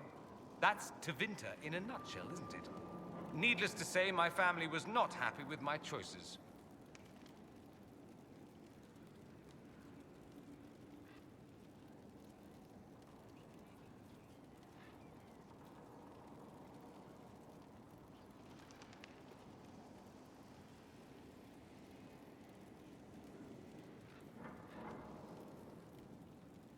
What do you mean by generations of careful breeding? The great families of Tevinter don't have children. They refine traits, weed out the undesirable, and promote the rest. My mother was chosen for my father because magic runs strongly in her blood. Never mind that they loathed each other. They wanted a son who could become Archon to make House Parvis the envy of the Imperium. They got me. A cautionary tale that you should be careful what you wish for. I'm getting the impression that you don't care much for your homeland. On the contrary, I care for my homeland a great deal. There's so much potential.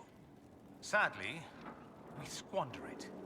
We refuse to acknowledge how far we've fallen because pretending is easier. We pretend the Qunari can be beaten. We pretend that we're superior to everyone, even our own people. Not everyone feels that way. I don't. Sadly, we're the minority. Why would your family be upset with your choices? Because I rejected their idyllic plan. If they had their way, by now I'd be married to some unlucky girl from a powerful family. We'd live in luxurious despair, despising each other as I waited to take my father's place in the magisterium. I declined the honor, and thus it's best I'm far from home. Less of an embarrassment that way, you see? Why remain with the Inquisition? Why not go back to Tevinter? I'm not exactly welcome back home. Not that it matters, I'm quite accustomed to being a pariah. It adds to my charm. I can do more for Tevinter here. If the Venatori succeed, it'll set my homeland back 1,000 years. I'm sure some magisters would disagree, but that's why we kill them. I think I've heard enough. That's too bad. I never tire of talking about myself. I'd like to ask you about Tevinter.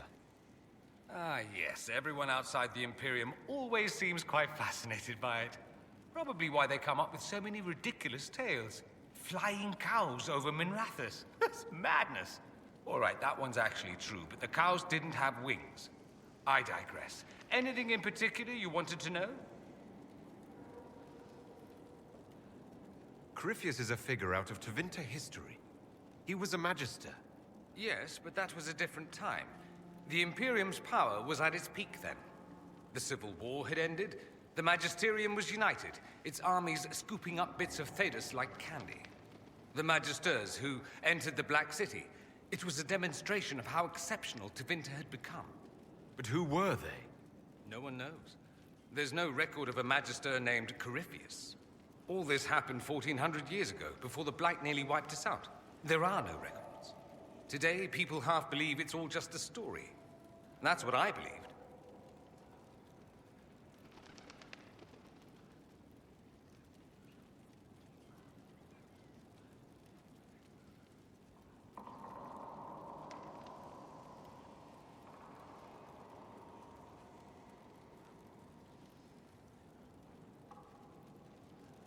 We have evidence the story is very much real. But not who Corypheus is, if he even remembers. There used to be families who claimed some of those Magisters as their own. That stopped when the Chantry appeared. Then it was shameful, and the families distanced themselves from the tale. All we know is that some men and women entered the Black City looking for the old gods. What did they find? According to Corypheus, nothing. And only he could tell us more.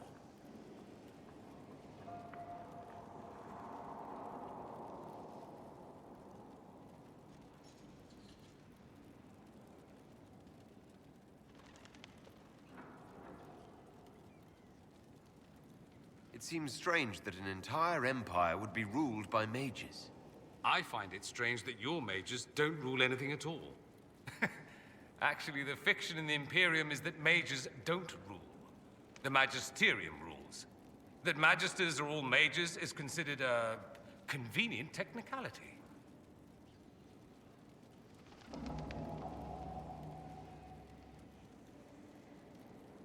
What is the Magisterium exactly? The upper house of the Imperial Senate, and the only part worth having a seat on. Those seats are split among the circles of Magi, the Chantry, and the major families. All mages now. It's odd that outside the Imperium, you use Magister like it applies to every Tevinter mage. If you're not a Magister, then what are you called? No special title? I'm an Altus, which is almost as good as a Magister, depending on who you ask. I've never heard of an Altus. Upper class. Those families who trace descent from the Dreamers, the first prophets of the old gods.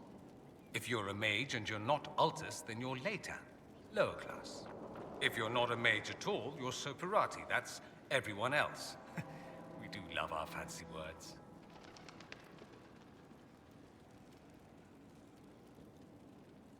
I thought the Archon ruled over the Imperium. Well, yes.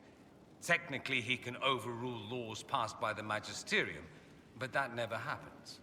Even so, he gets to appoint new Magisters, which means all the families vie madly for his favor.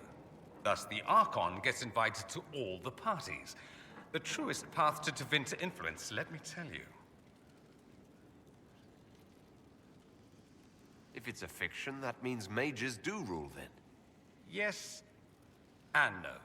Let me put it this way. Mages do rule, but not all mages are equal. If you're not from the right family, chances are you don't rule anything. Maybe you're even a slave. The idea that anyone could be a mage, however, keeps the masses placated. Can anyone be a mage? Technically. The potential runs mostly in bloodlines, but it's been known to happen. More importantly, commoners believe it can. Tevinter legend is chock full of mage heroes from humble origins. So they hold out hope. Someday my son or my son's son will be a mage. Someday. Poor sods don't realize that means he'll be a quaestor at the arse end of the 100 Pillars, at best. Being a quaestor isn't a good thing. I imagine the average non-mage likes to think so. Counting numbers and shuffling papers all day is better than many occupations after all. If you're a second-class citizen among a pack of piranha, however, your outlook changes. Let me ask you something else. Of course.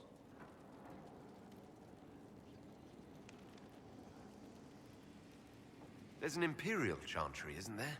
With its own divine? You people aren't supposed to talk about the Black Divine, are you? If you mention him outside the Imperium, people make that face, like you're urinating in public. But yes, we do have the Chantry, or a version of it. Night and day comparing it to yours. Is the Imperial Chantry so different from ours? Not in theory. The main difference is in the whole magic is meant to serve man, not rule over him business. Back home, ruling the unwashed masses is serving them, for the good of the Imperium. Perhaps it started with good intentions, but these days it's academic. The circles are in command. There are circles of magi in the Imperium. We don't have dismal little mage prisons, if that's what you mean. They're academies, prestigious ones. We have Templars as well, but they don't cancel spells or whatever your Templars do. They're soldiers. They watch for abuse of magic, yes, but only those who are weak or who fall out of favor get dealt with. Mostly they enforce their magisterium's edicts. The Chantry smiles and nods from the sidelines. Do you really call him the Black Divine? We don't call him that, oh no. In the Imperium, he's the true divine. The woman sitting on the Sunburst throne is some backwater pretender. It all stems from a disagreement over Andraste. Marvelous, isn't it? Why would they disagree over Andraste? It's not my field of expertise, but the Imperium believes Andraste was a mortal woman, a mage. Down south, they say, no, she's the bride of the Maker, ascended to his side, divine provenance, a blah, blah, blah. We feel better believing Andraste was one of us. Makes executing her less damning, you see.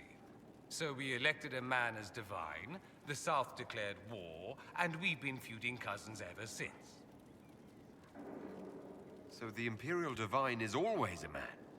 All the better to distinguish him from that other one, yes.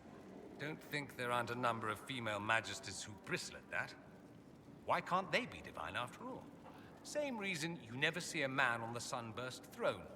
Because that's how it's always been done. Excellent reasoning. Do you consider yourself Andrastian? The big question. It might surprise you that I do consider myself Andrastian. I simply do not believe in the Chantry. It is a relic, whether back home or here in the South. Something from a bygone age desperately clinging to relevance. It's not an opinion that makes me popular.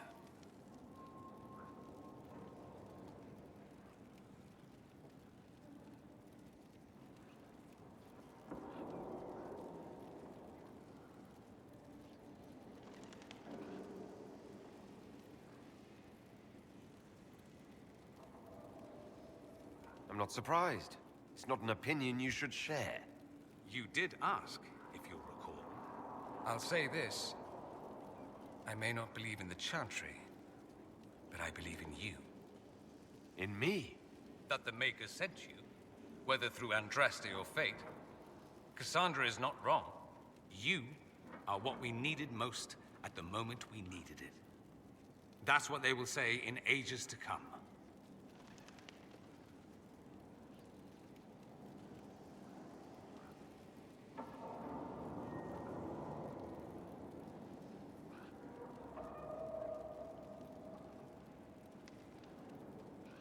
That's true. I feel the same. My, someone's full of themselves, aren't they? I was just agreeing with you. Don't agree on my account. A little doubt wouldn't harm the Herald of Andraste. Me? I've seen too much to believe I know everything. The world is bigger than I. even bigger than you. It laughs at all the things we think we know. The Maker doesn't need me to believe, but I do. The thought of no one at all watching out for us is too frightening. Let me ask you something else. So many questions.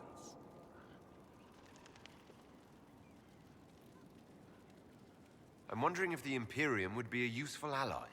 I'd think you'd be more concerned whether or not they'd support the Venatori. They won't, of course. At least, not officially. They'll disavow all knowledge of dangerous cultists. Secretly, many Magisters will rejoice at the idea. And if the South falls to chaos in the meantime, all the better.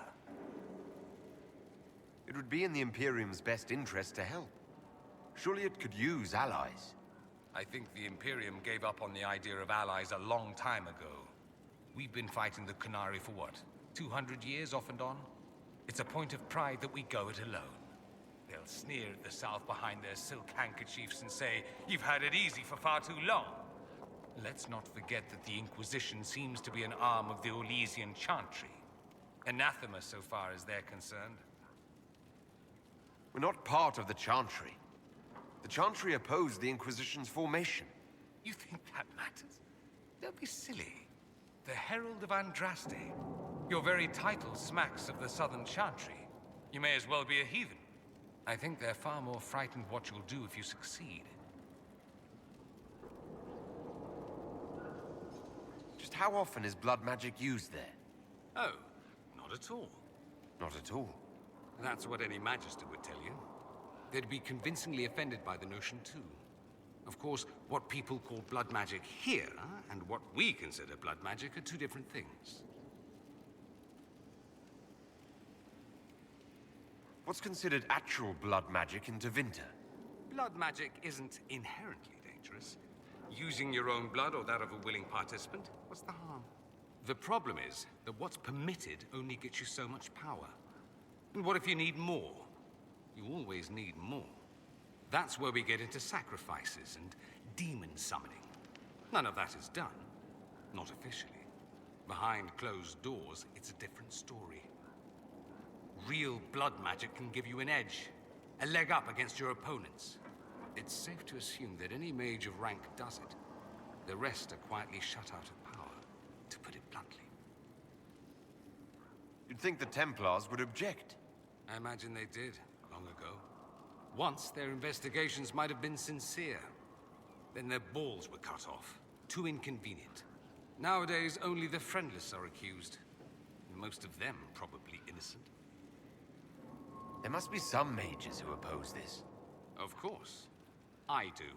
And I'm not entirely alone. Occasionally, there'll be a Magister who makes noise.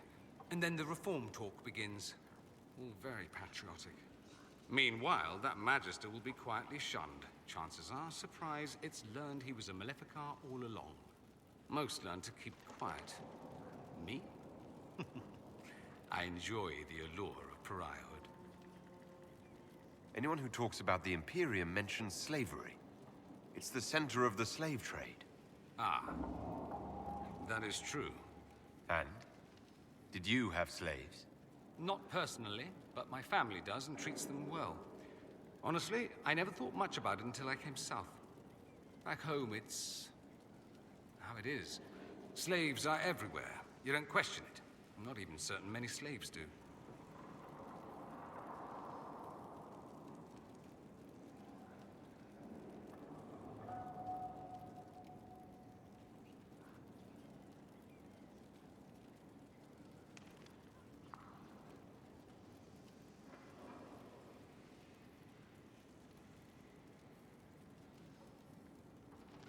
You think slaves like it that way?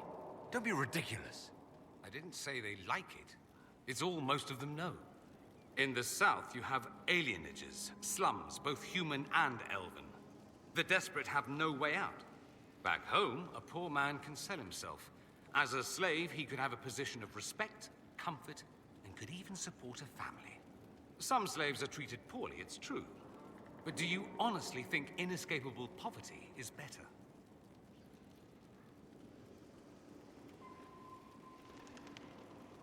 At least they're free.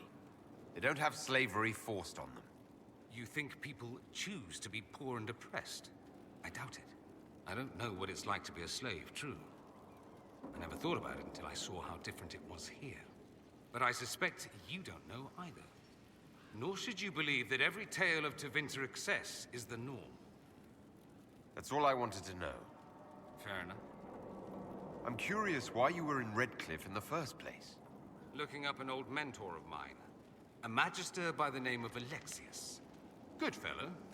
Always thought highly of him. Then one day, he asks me to join the Venatori. I don't know what he was thinking. He knew I wanted to change Tevinter, not regress it into prehistoric madness. The Venatori killed Alexius once he stopped being useful. Seems odd he would get involved with the Venatori at all. That's what I thought. I'd hoped to persuade him to leave Redcliffe. I suppose he had his reasons. People will do odd things when they're strung over a barrel. Either that, or I didn't really know Alexius at all. You said Alexius was a mentor of yours. He was my patron, sponsoring me to the higher levels of the Circle of Magi. In return, my successes were his. I had a lot of successes, naturally. Alexius was most pleased. He and I used to talk over brandy about the corruption, how we could one day make real change in the Imperium. And then he gave up. He stopped trying. Why did he give up? On a journey to Hossberg, a Darkspawn raid killed his wife and sickened his son. I remember hearing the news. He hadn't been there, you see. Alexius was convinced he could have protected them. And the guilt tore him up. I helped him with his research for a while, and then we drifted apart.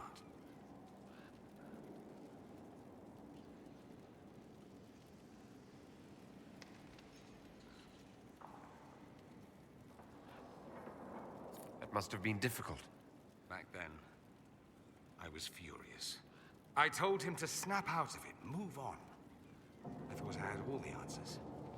Later, I regretted my hasty words. But we didn't speak again until he approached me for the Venatori. Too much pride, I suppose. Plus, I was busy drinking. One must have priorities.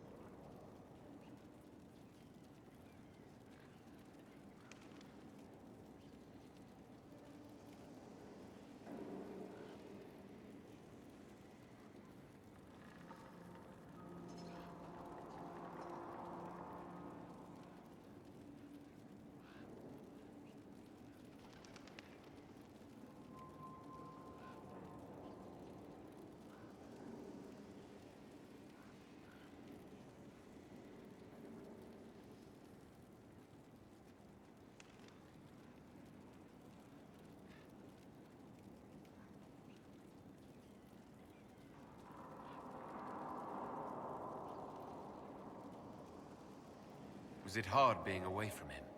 It was hard not having a patron, yes. I'm not exactly built to fit in. At any rate, he's dead now. More's the pity. I should go. Naturally.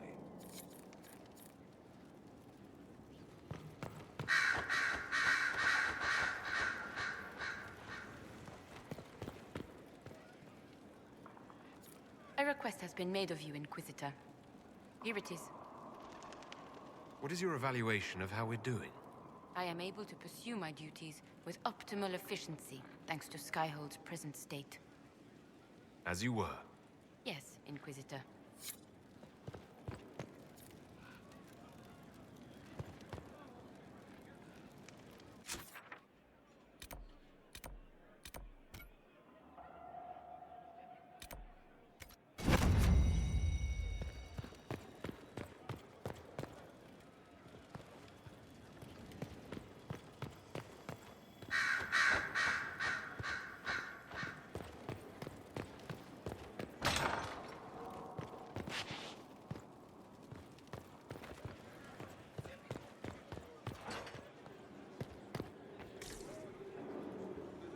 Yes?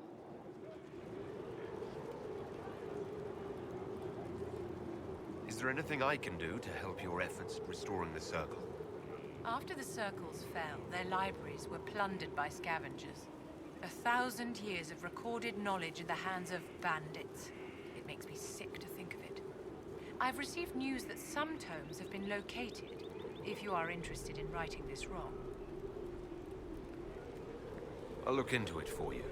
If you can take care of this matter, the Circle would be in your debt. Yes? I wanted to ask you about the Circle of Magi. Of course. What do you wish to know?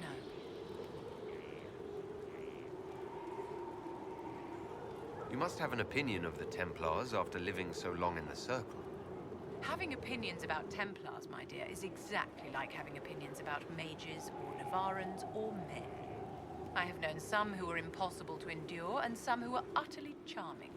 I have suffered insults at the hands of those in the armor, but no more than I endured from nobles or tradesmen in Val Royaux.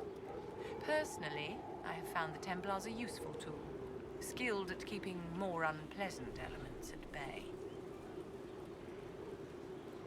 If the Circle disbanded, how can you still belong to it? The Circle is an idea, my dear, and an idea cannot be dissolved.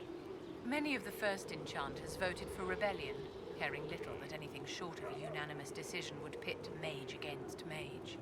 Rather than dissolving it, Grand Enchanter Fiona's vote split the Circle in two. The rebels follow her, the loyalists follow me.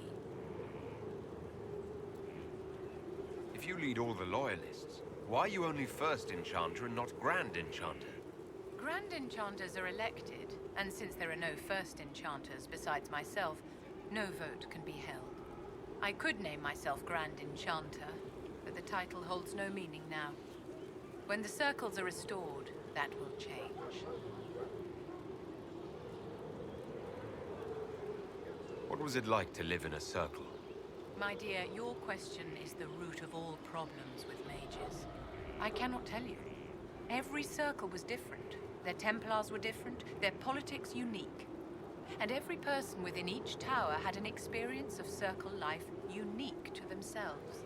Some people suffered and some were content. Some were cruel, some compassionate, and some indifferent. The same is true of people everywhere, in all circumstances, whether they are mages or not. But tell me about your personal experience with the Circle. I enjoyed life in the Montsimard Circle, my dear. It was an edifice devoted to knowledge and refinement. And mages need the company of other mages. No one else can truly understand the challenges we face, nor see the world as we do. You must have been under constant supervision, being forced by Templars to live in the tower. Was that hard to endure? My dear, I have a suite in the palace and a wing at my dear Duke Bastien's estate. I've never been forced to live anywhere. Most circles allowed mages to live away from the tower, either on their own or in service to the nobility. All that was required was permission from the first enchanter. Some circles were harsher in their restrictions. Kirkwall was the worst, but it was the exception. Most were quite permissive. Perhaps too permissive in retrospect. How did we come to this state with the Circles in revolt? A failure of perspective that infected Circle leadership. Mages lived solely in a world of Templars and mages. They could not even imagine what was beyond the tower walls. Kirkwall gave the world a reason to remember its fear of magic. A mage killed hundreds with a snap of their fingers. Across Thedas, a new tangible fear of magic grew. Commoners and nobles alike called out to the Chantry for protection. But the malcontents in the towers thought nothing of this. They cared only for themselves and for their anger at the new Templar restrictions. When a mage attempted to assassinate Divine Justinia, again, the mages protested the investigation. The leadership chose to vote on independence based on the intolerable conditions imposed by the Templars, sparing no thought to the fact that magic was more feared in the aftermath of these attacks than it had been since Tevinter's day. So long as they had their freedom, they could care little for riots, angry mobs, or about pitting mages against each other.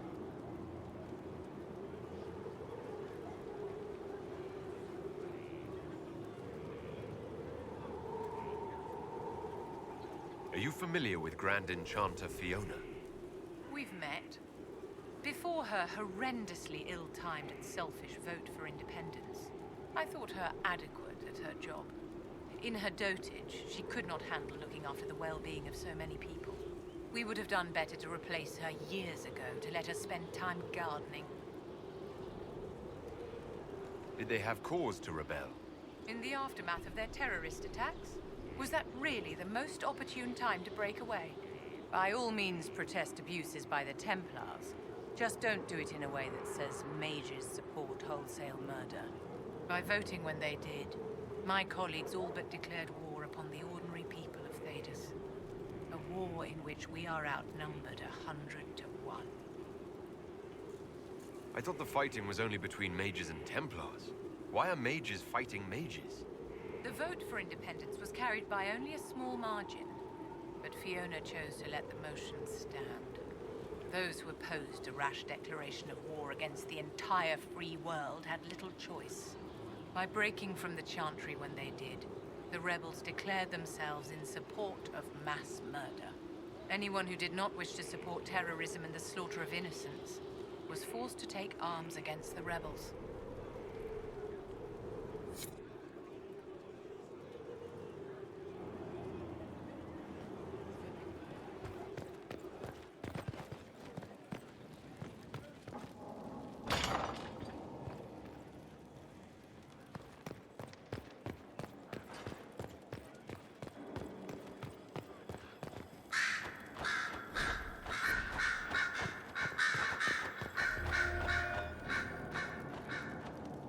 I'm sorry. So am I. The names of those we lost. You must blame me for this.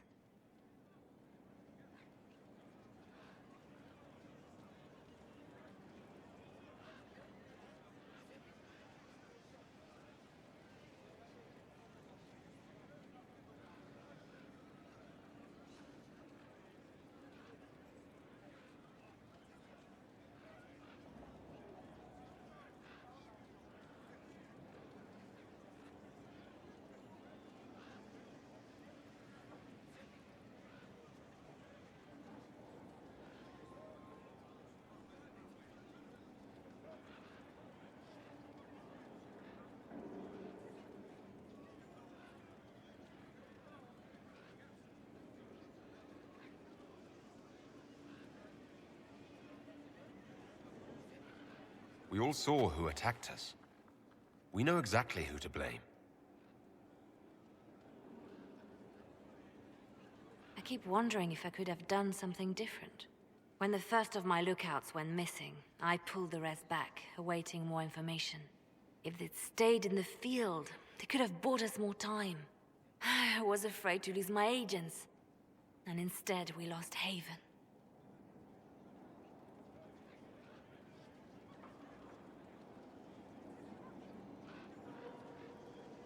You look out for your people.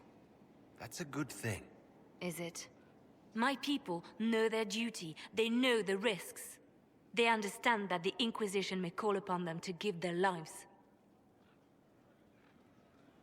Our people aren't tools to be used and discarded. Your instincts were right. Their lives matter. Can we afford such sentimentality? What if Corypheus... We are better than Corypheus.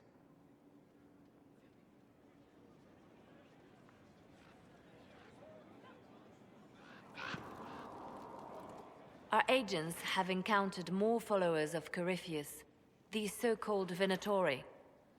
Their leader, Calpurnia, has them searching elven ruins. For what, I do not know. I propose we stop the Venatori before they find what they seek.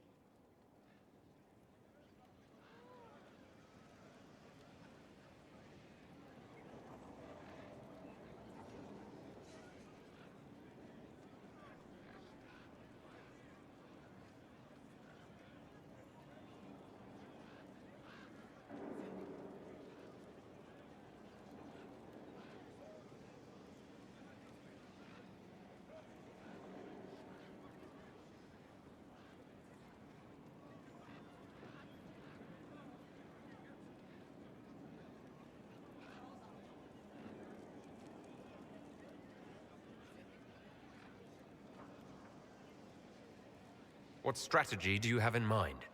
A subtle approach. These Venatori have been shadowing a merchant called Vicinius on Calpurnia's orders. They've investigated his finances, surveyed his warehouses. I propose that you meet with Vicinius. Flatter him. Find out what he knows of Calpurnia.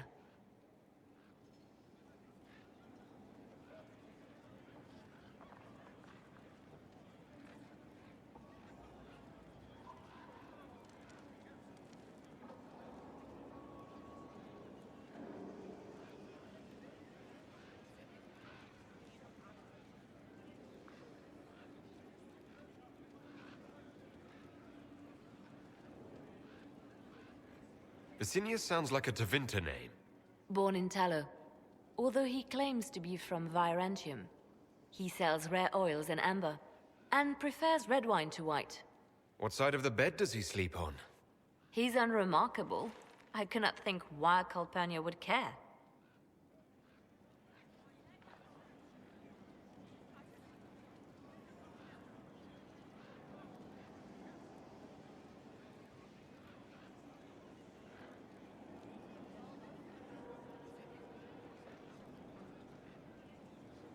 We need him to open up about these bloodthirsty cultists. I'll bring wine. Vicinius could be a useful ally. Merchants travel, and they love gossip as much as coin. I'll make arrangements for you to visit his summer home in Val Royeaux. Hopefully, your attention should be enough to pique his interest. We'll have Calpurnia's secrets yet.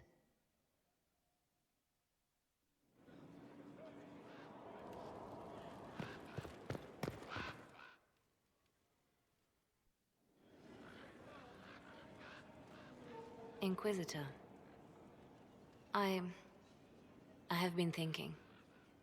You remember everything now, yes? The explosion at Haven, the Fade, escaping the breach. In your report, you said Justinia was with you. But only you emerged in the end. Why? Why were you the only survivor?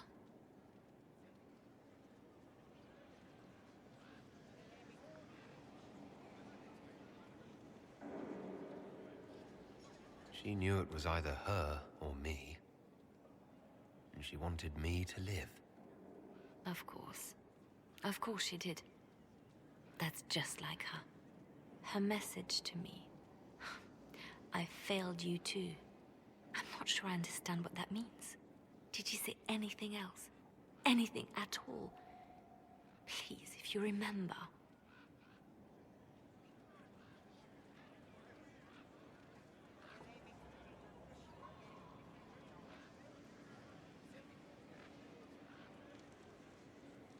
Wait. You don't know what she meant either? There are no answers in the Fate. Only illusions. A warped mirror. Justinia has never failed me. I was her left hand. Now she's dead. I failed her.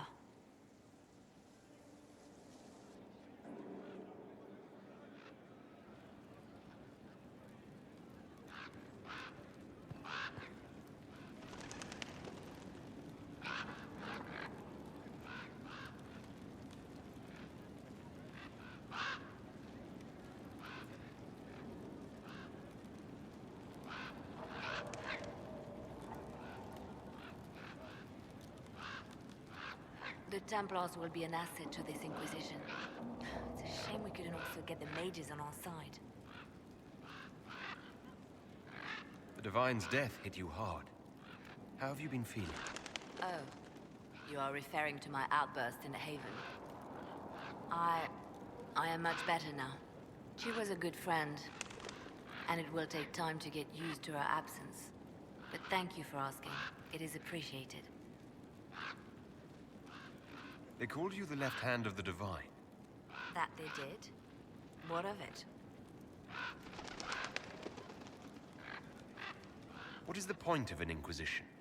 Justinia would have started the Inquisition if the Divine Conclave failed to restore peace. She hoped that with enough support, we could challenge the very tenets of the Chantry. She wanted the Chantry to treat the mages fairly, but sometimes I wonder, why stop at mages?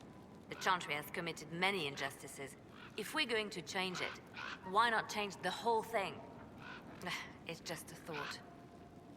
None of this will be possible if we fail.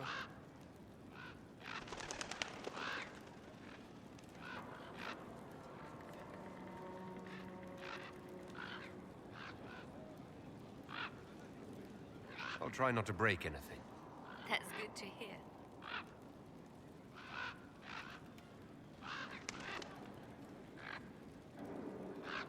I could use the left hand of the Divine at my side out there. Every agent out in the world is my eyes, my ears, my blade. Wherever my people are, I am also. Coming with you, leaving my post, would blind and bound me. Do you see? What exactly does the left hand of the Divine do? A divine always has enemies, and Justinia had more than most. I protected her. I watched, had an ear to every door. I identified threats, and I dealt with them.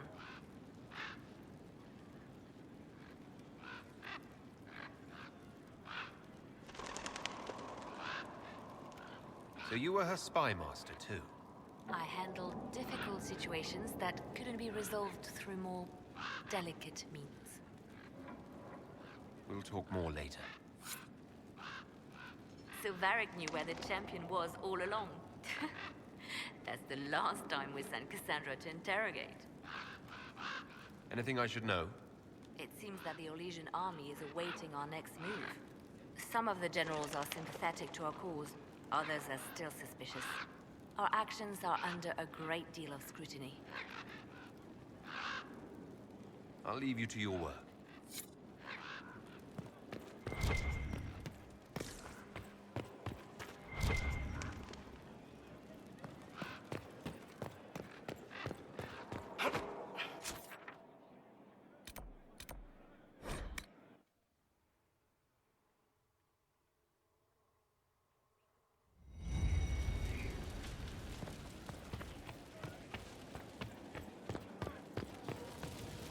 There is something I wish to discuss, Inquisitor.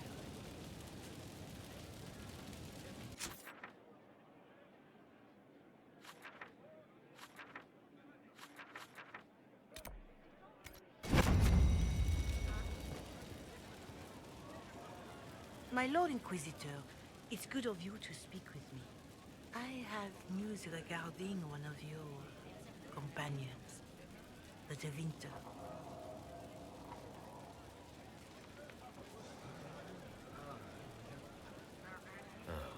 Has Dorian done something wrong? No, thankfully. It's nothing like that. I have been in contact with his family. House Pavas, out of Carenas. Are you familiar with them?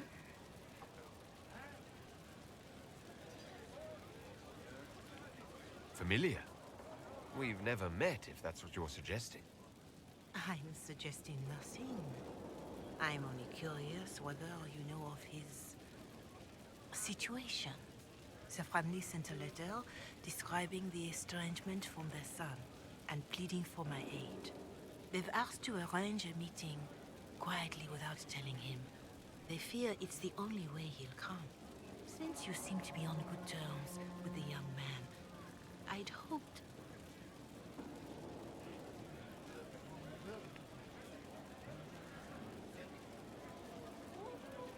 I'll see what I can do.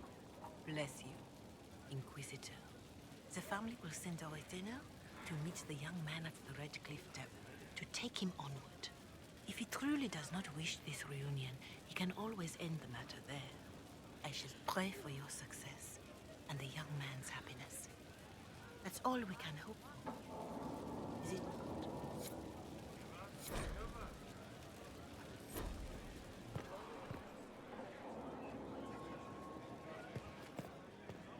Nope.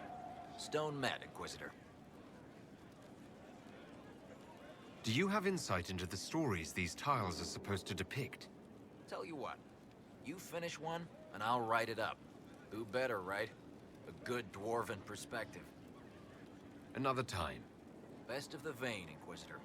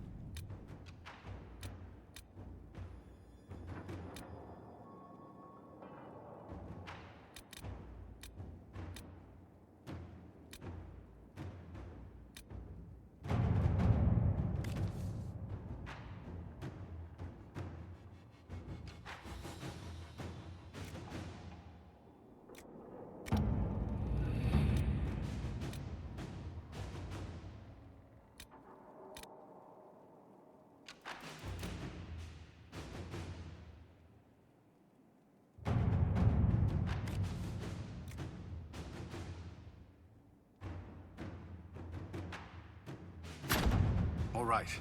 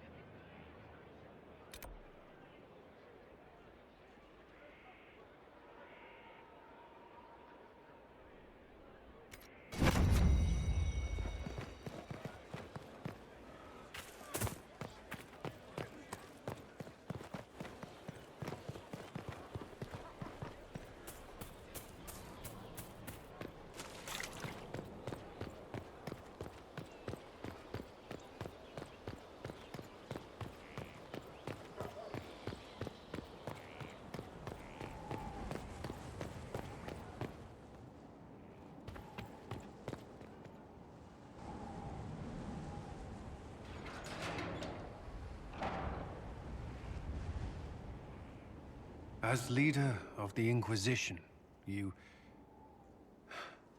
There's something I must tell you. Whatever it is, I'm willing to listen. Right. Thank you. Lyrium grants Templars our abilities, but it controls us as well. Those cut off suffer. Some go mad, others die. We have secured a reliable source of lyrium for the Templars here. But I no longer take it. You stopped? When I joined the Inquisition. It's been months now.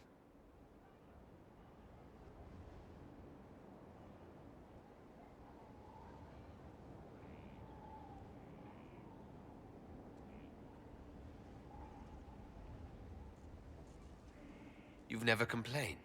Why would I? I chose this. After what happened in Kirkwall, I couldn't. I will not be bound to the Order, or that life any longer. Whatever the suffering, I accept it. But I would not put the Inquisition at risk. I've asked Cassandra to... watch me. If my ability to lead is compromised, I will be relieved from duty.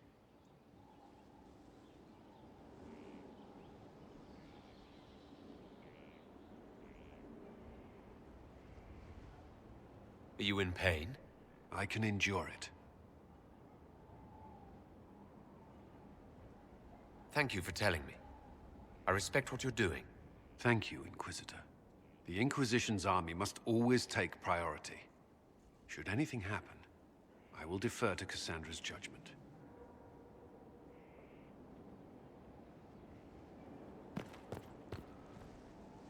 First the Templars, now the Grey Wardens. Both devoted their lives to fighting evil. Now they serve it.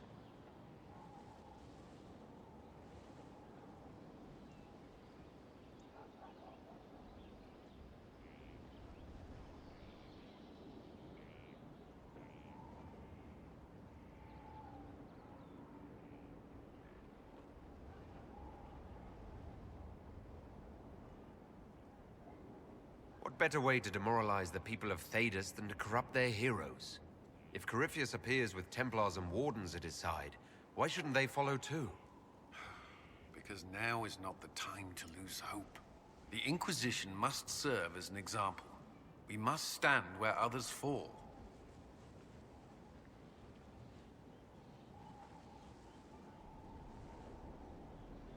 Is there anything I should know?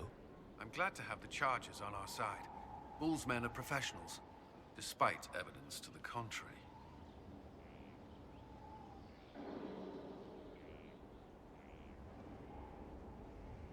I'd like to know more about the Templars.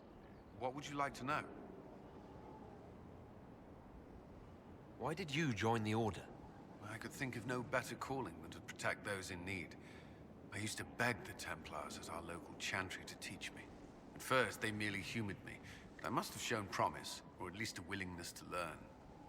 The Knight Captain spoke to my parents on my behalf.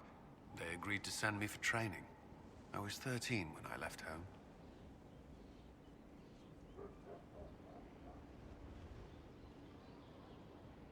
"13? That's still so young. I wasn't the youngest there. Some children are promised to the Order at infancy. Still, I didn't take on full responsibilities until I was 18. The Order sees you trained and educated first. What about your family? Did you miss them? Of course, but there were many my age who felt the same. We learned to look out for one another. Do the Templars do anything besides hunt mages? Templars protect against the dangers of magic. Before the Order left the Chantry, that meant serving in a circle. They were also tasked with tracking apostates, or fighting demons inevitably summoned by the weak or malicious. What do you think of mages? Are they all a threat? I've seen the suffering magic can inflict. I've treated mages with distrust because of it, at times without cause. That was unworthy of me. I will try not to do so here. Not that I want mages moving through our base completely unchecked. We need safeguards in place to protect people, including mages, from possession at the least. You've lived in the Circle. What was a typical day for a Templar there? Typical? The last time I was in a circle was right before it fell apart. Nothing was typical. Before that, then? Certain rituals require a full guard. A mage's harrowing, for instance. I've attended a few. Most of the time, you merely maintain a presence, on patrol or in the circle, ready to respond if needed. Mages pretend to ignore that presence, but they're watching you just as closely. Do Templars and mages never speak to each other? Some do, but Templars are supposed to maintain a certain distance from their charges. If a mage is possessed or uses blood magic, you must act quickly, without hesitation. Your judgment cannot be clouded. Of course, ignoring one another does nothing to foster understanding. What does Templar training involve? There is weapon and combat training. Even without their abilities, Templars are among the best warriors in Thedas. Initiates must also memorize portions of the Chant of Light, study history, and improve their mental focus. Did you enjoy your training? I wanted to learn everything. If I was giving my life to this, I would be the best Templar I could. You were a model student. I wanted to be. I wasn't always successful. Watching a candle burn down while reciting the Chant of Transfigurations wasn't the most exciting task. I admit, my mind sometimes wandered. Do Templars take vows? I swear to the Maker to watch all the mages, that sort of thing. There's a vigil first. You're meant to be at peace during that time, but your life is about to change. When it's over, you give yourself to a life of service. That's when you're given a filter, your first draft of lyrium and its power. As Templars, we are not to seek wealth or acknowledgement. Our lives belong to the Maker and the path we have chosen. That's all I wanted to know. Thank you. Another time, then. Was there something you needed?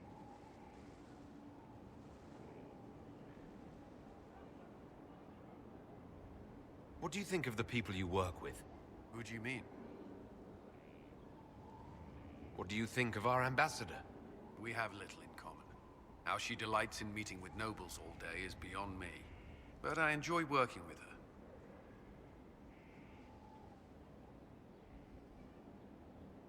How do you like working with Leliana? The Inquisition would not exist without her. I may not always agree with her methods, but she's more passionate about our cause than anyone. Cassandra may have declared the Inquisition publicly, but Leliana is just as responsible for its formation. Are you satisfied with the Inquisition's forces? Our soldiers handled themselves well during the siege on Adamant. They reacted quickly to changes on the battlefield. More importantly, they relied on each other. Trust in your fellow soldiers is not something that can be trained.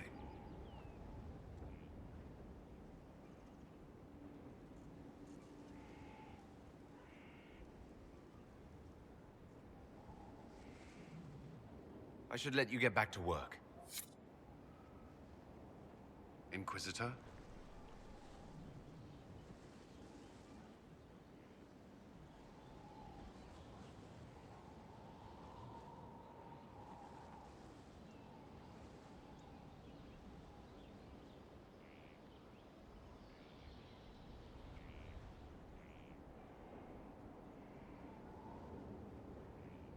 I should get to know you better.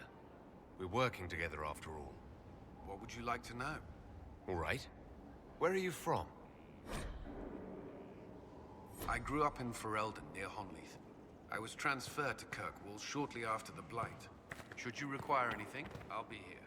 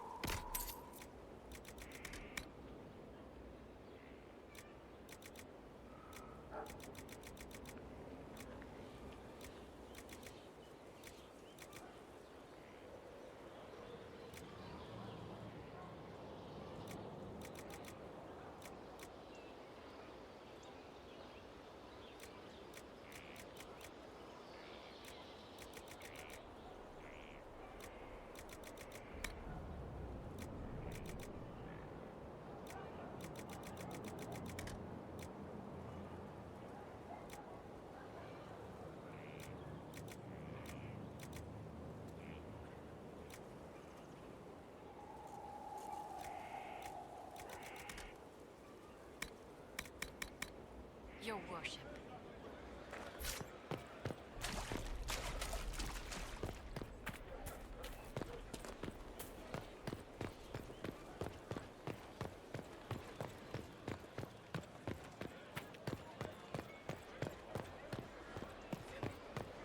Inquisitor.